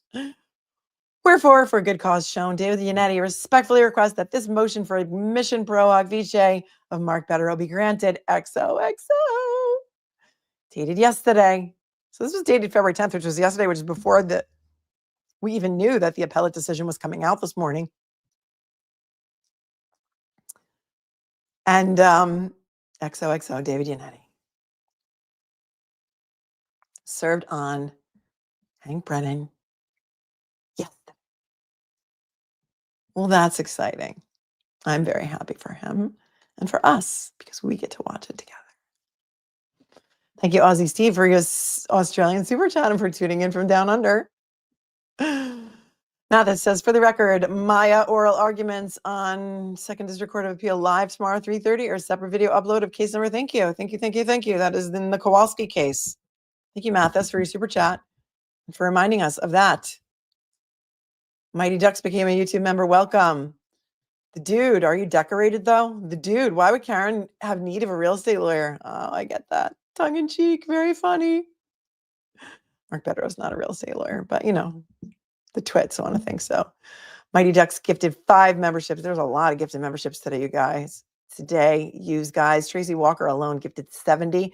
Mighty Ducks is coming in with a number 5. Make sure you are opted in. You know what I'm going to do? Since I had this set because I was for the troll factor, I had this set to, you had to be, in order to chat, you had to be a member for 1 day. I'm going to shorten that right now.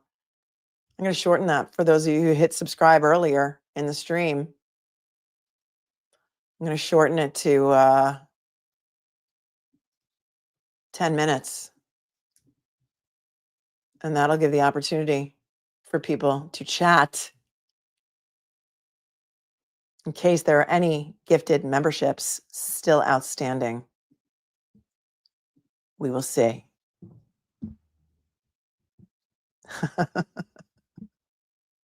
We'll see if it keeps the trolls out. Some people, like, if it's set to 20 minutes, they will literally subscribe and wait 20 minutes to put their trolly nasty comments in there. But Chastity also gifted a membership. Thank you so much, Chastity.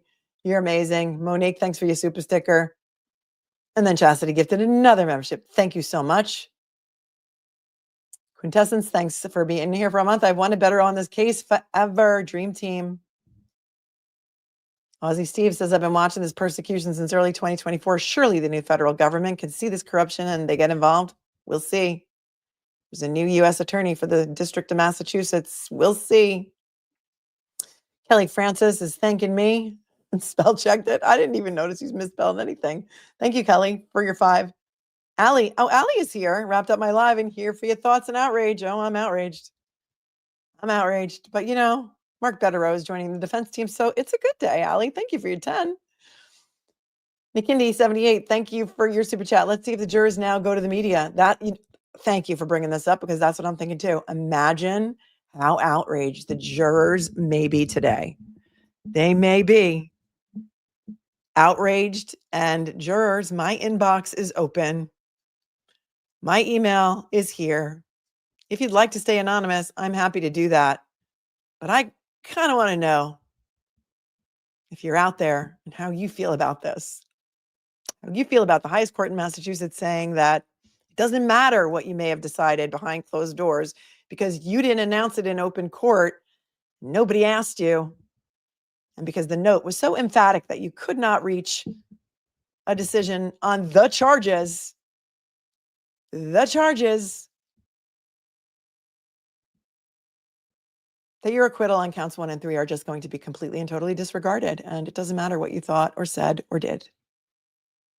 And if I were you, and I was on that jury having to listen to Adam Lally drone on for however many days he droned on, because I think the defense case was only like maybe 2 or 3 days,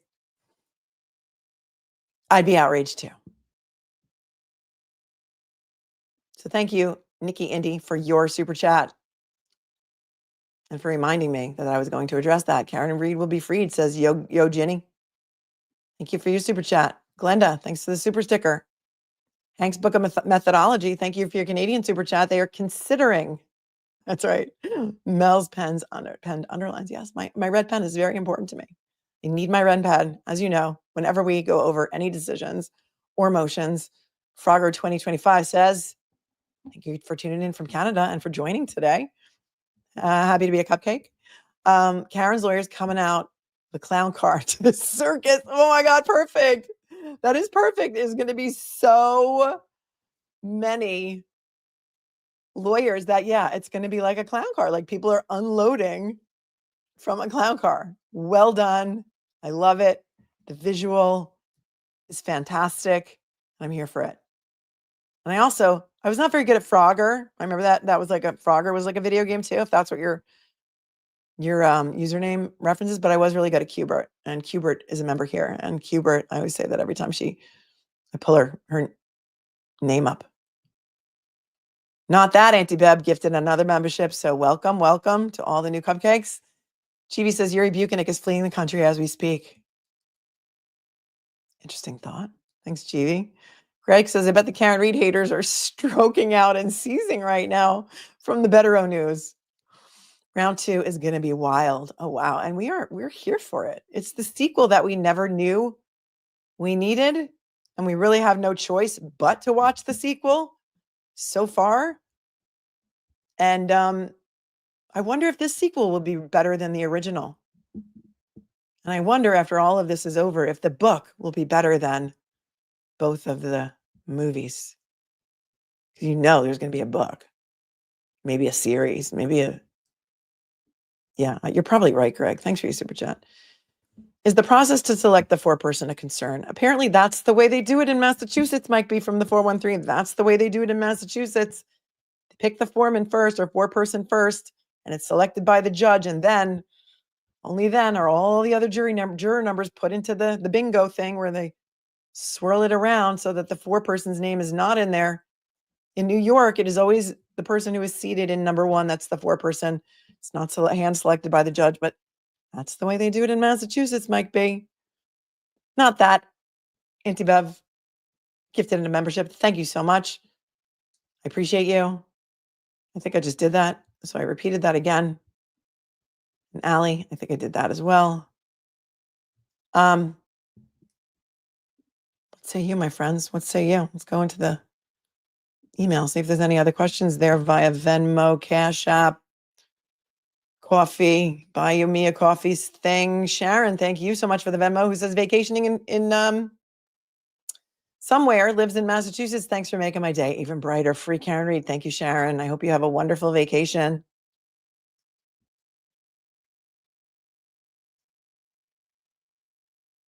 Jim, thank you for your Venmo. Appreciate you so much.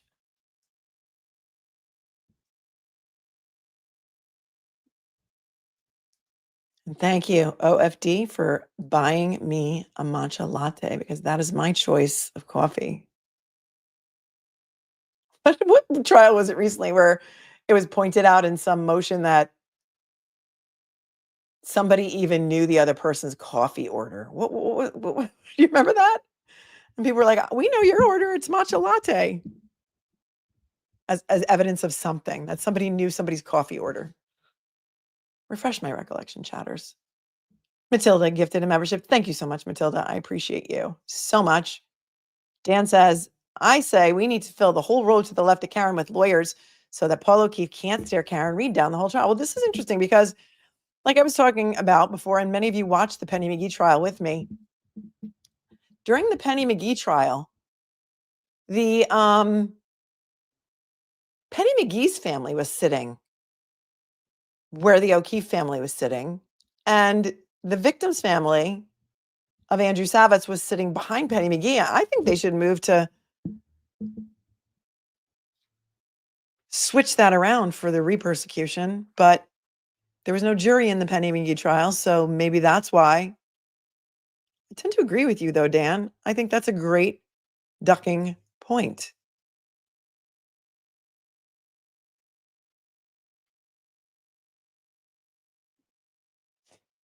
Free Karen Reed Fab 4 for the win. Thanks for your super chat. Says, I wonder if we will see the dismissal letter from the great BEDEROW. Yeah, we need another letter.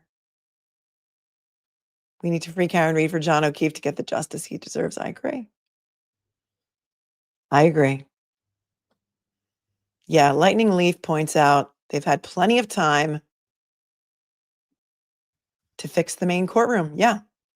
The problem with that main courtroom and the reason that the defense made a motion to switch to the tiny courtroom is because in the main courtroom, half of the jury would be staring at the back of the witness's head.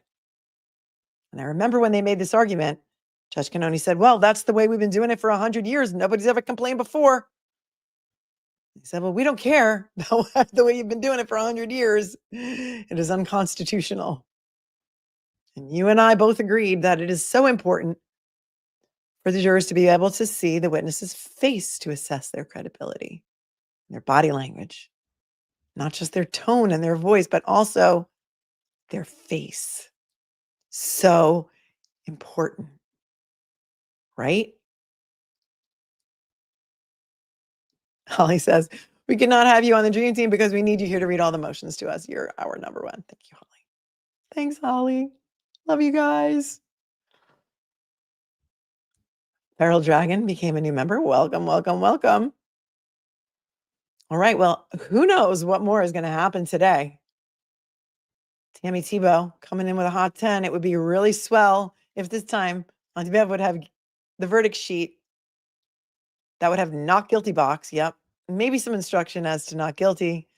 Then you're done. If not guilty, then you're done. Yes, that was Bev's strategy the last time. You're right. There was no not guilty box to be checked off, and it was allegedly, supposedly fixed, but we don't know because I don't think we ever saw the final verdict forms, right? So there's that. Make sure you smash that like button. Make sure you smash the subscribe button. Oh, Lisa says, Melanie, you're already part of the dream team. Oh, thank you. Thank you. It takes a village. It really does. It takes a village. Takes a village. For those of you who don't know, Mark BEDEROW has joined the defense team for Karen Reed. We just looked at the motion to admit pro hoc vice. We covered it. Covered it all. I wonder what else is going to happen today. That's why you want to hit the subscribe button, and that's why you want to absolutely 100% hit the bell, set to all notifications. Make sure notifications are on your phone. They're enabled so that when I go live on a spur of a moment, as I often do, you will not be left in a lurch. You don't want to be left in a lurch. Not a lot of things worse than being left in a lurch and not knowing, being here with all of your other favorite people to hear the news all together and laugh or cry, as the case may be. So there's that. Thank you, Romy. Oh, thank you. MES says we need you to stay right here and get sassy. Whole keeping it classy. We try. We try. Thanks, Romy, for your 10. Thanks, mods. You guys are awesome. The moderators keep it classy here. That's why we have the absolute best chat on YouTube. Thanks, Elaine, for your email. But hold on, because Elaine was telling me that Mark BEDEROW joined the team, but we know because we already covered it. But we have another filing, but it says that, hold on. So they can't open it. Wait. All right. We have another document. Hold on. We're not going anywhere yet because my amazing behind the scenes paralegal is on top of this, as always, for you and me and us. He deserves a big round of applause, but he likes to remain anonymous, and that's the way we're going to keep him. Because, you know, personal safety and all. A lot of whack jobs out there in the real world. A lot of whack jobs. Hang on. Don't go anywhere because we have more papers. We have more papers. We have docket number 487, docket number 487. And this may be the never-ending stream.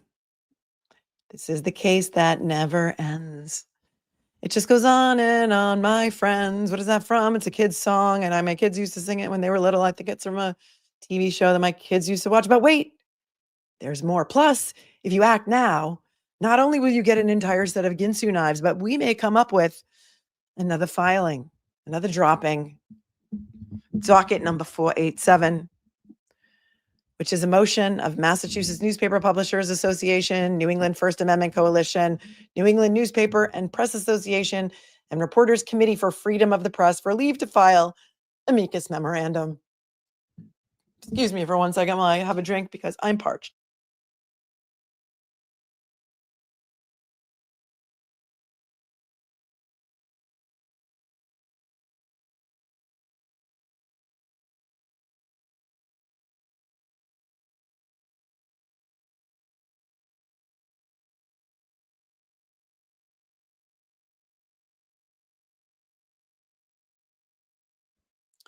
To all of my fellow creators out there, I highly recommend Clear Voice Throat Spray for those days when you just can't get the frog out of your mouth. And many singers use it as well, but I need a little bit more, so hold on.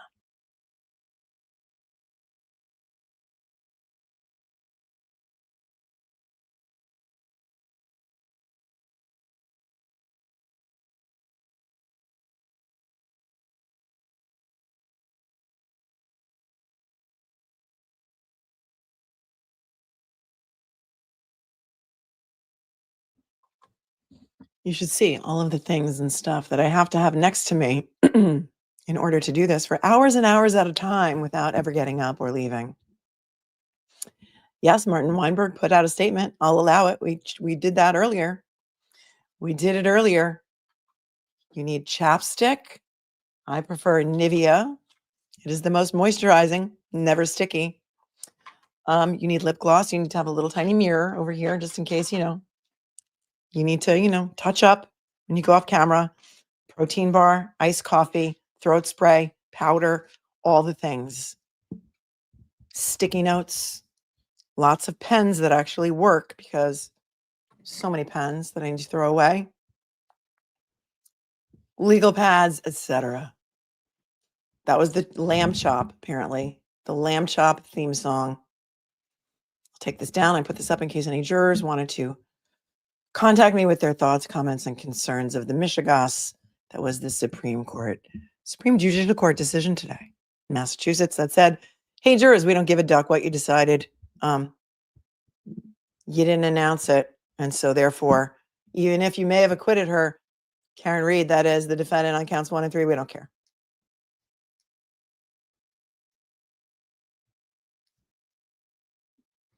Red pen at the ready. Wait, sometimes you can highlight these documents. Sometimes you can't. Yeah, I guess if it's PDF, you can't. I don't know. Whatever.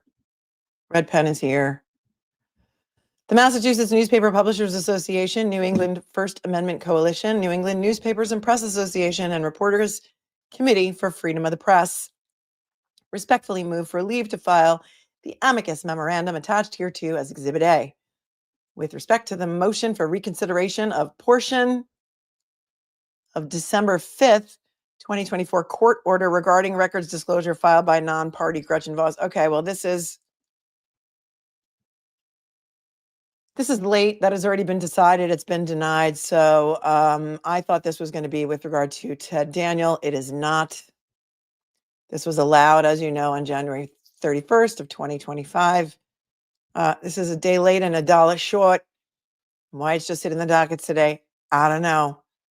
Because this was already overturned, and Gretchen Voss does not need to turn over her personal notes that were off the record. And I will slowly scroll through this in case you would like to read it. But since it is moot at this point, I'm not going to read it to you because I already read 36 pages. This is Jonathan Albano. My voice is tired.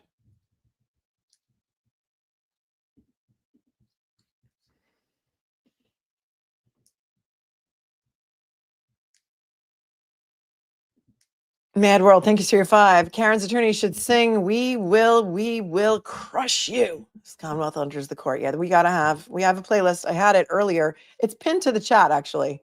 Karen Reed trial playlist on Spotify is pinned to the chat. Go listen to it. We have some additions that I got to put in there. Because, yeah, they do need to have an anthem as they walk into court. Who's Afraid of Little Old Me was a song that reminded me of Karen. I like that one. Loudmouth. Can they get another Emmy for a second opinion like they did with Sandra Birchmore? They had, and didn't they have a forensic examiner come in? Can't recall his name right now. His name is escaping, but he was a doctor, and I thought he was a medical examiner. Thank you, Loudmouth, for your super chat. Lamb Chop sing along, Amy. You're right. Holly. Plus, you have the best opening song ever, and Karen Reed needs you here to share truths with us, not misinformation. Thank you, Holly. Kaylee Clark, thanks for your 5. Sorry to change the subject, but will you cover the Tyler Hughes case, Rose Petal murder? The trial starts today. Well, obviously, if it started already, I don't know. And I don't know anything about that case. Tyler Hughes, I will look it up, but I can't say. Karen Reed is going to keep me really busy for the next 2 months. And so for me to commit to another trial right now that, first of all, I don't know anything about. And the way I choose my cases, I'm very passionate about the ones that I choose to cover, because we are going to become the Innocence Project of YouTube. We saw 3 acquittals recently that have just warmed my heart. Brian Camp out of Hampshire County, Massachusetts. And then we saw Daniel Penny out of New York City. And then we saw Penny McGee. So I don't know about Tyler Hughes. Can't promise anything. I will take a look. Alessandra, thank you for your super sticker. And Turtle Boy's here. We're so excited. We're so excited for BEDEROW to join, but we will miss his commentary. Thank you for the early news. Everyone was very excited that you had posted it. And I was like, wait, I got to confirm it. What? Wait. And so here we are. All right, my friends, we are going to wrap for now, just for now, because who knows what could happen later on in the day. I'm going to rest my voice. You go, have a drink, have some more iced coffee, whatever it is that you're drinking right now, iced tea, get a snack, get lunch. It's noon here on the East Coast. Thank you so much to the moderators for keeping it classy today. We are full of tea, Stace. We are full of tea. You know it. As always, moderators kept it classy. The snark tank was on fire. You guys rock. I love you all. Do all the things that YouTube likes. And stay cool, stay kind, stay classy. Rise above. You can do it. I know you can. We are just beginning. We may have lost the appeal today, but remember, a lie unchecked becomes the truth. Sharpen your number 2 pencils, Hank. Here comes, we ain't got no quit. We ain't got no quit. Go put on Alanis Morissette right through you right now and crank it at the highest volume that you can tolerate in your car, in your house. Here comes the army, my friends. Stay cool, stay kind, stay classy. You can do it. I know you can. I know you can. I'm sure I'll see you at some point later on today. Peace. Love you guys.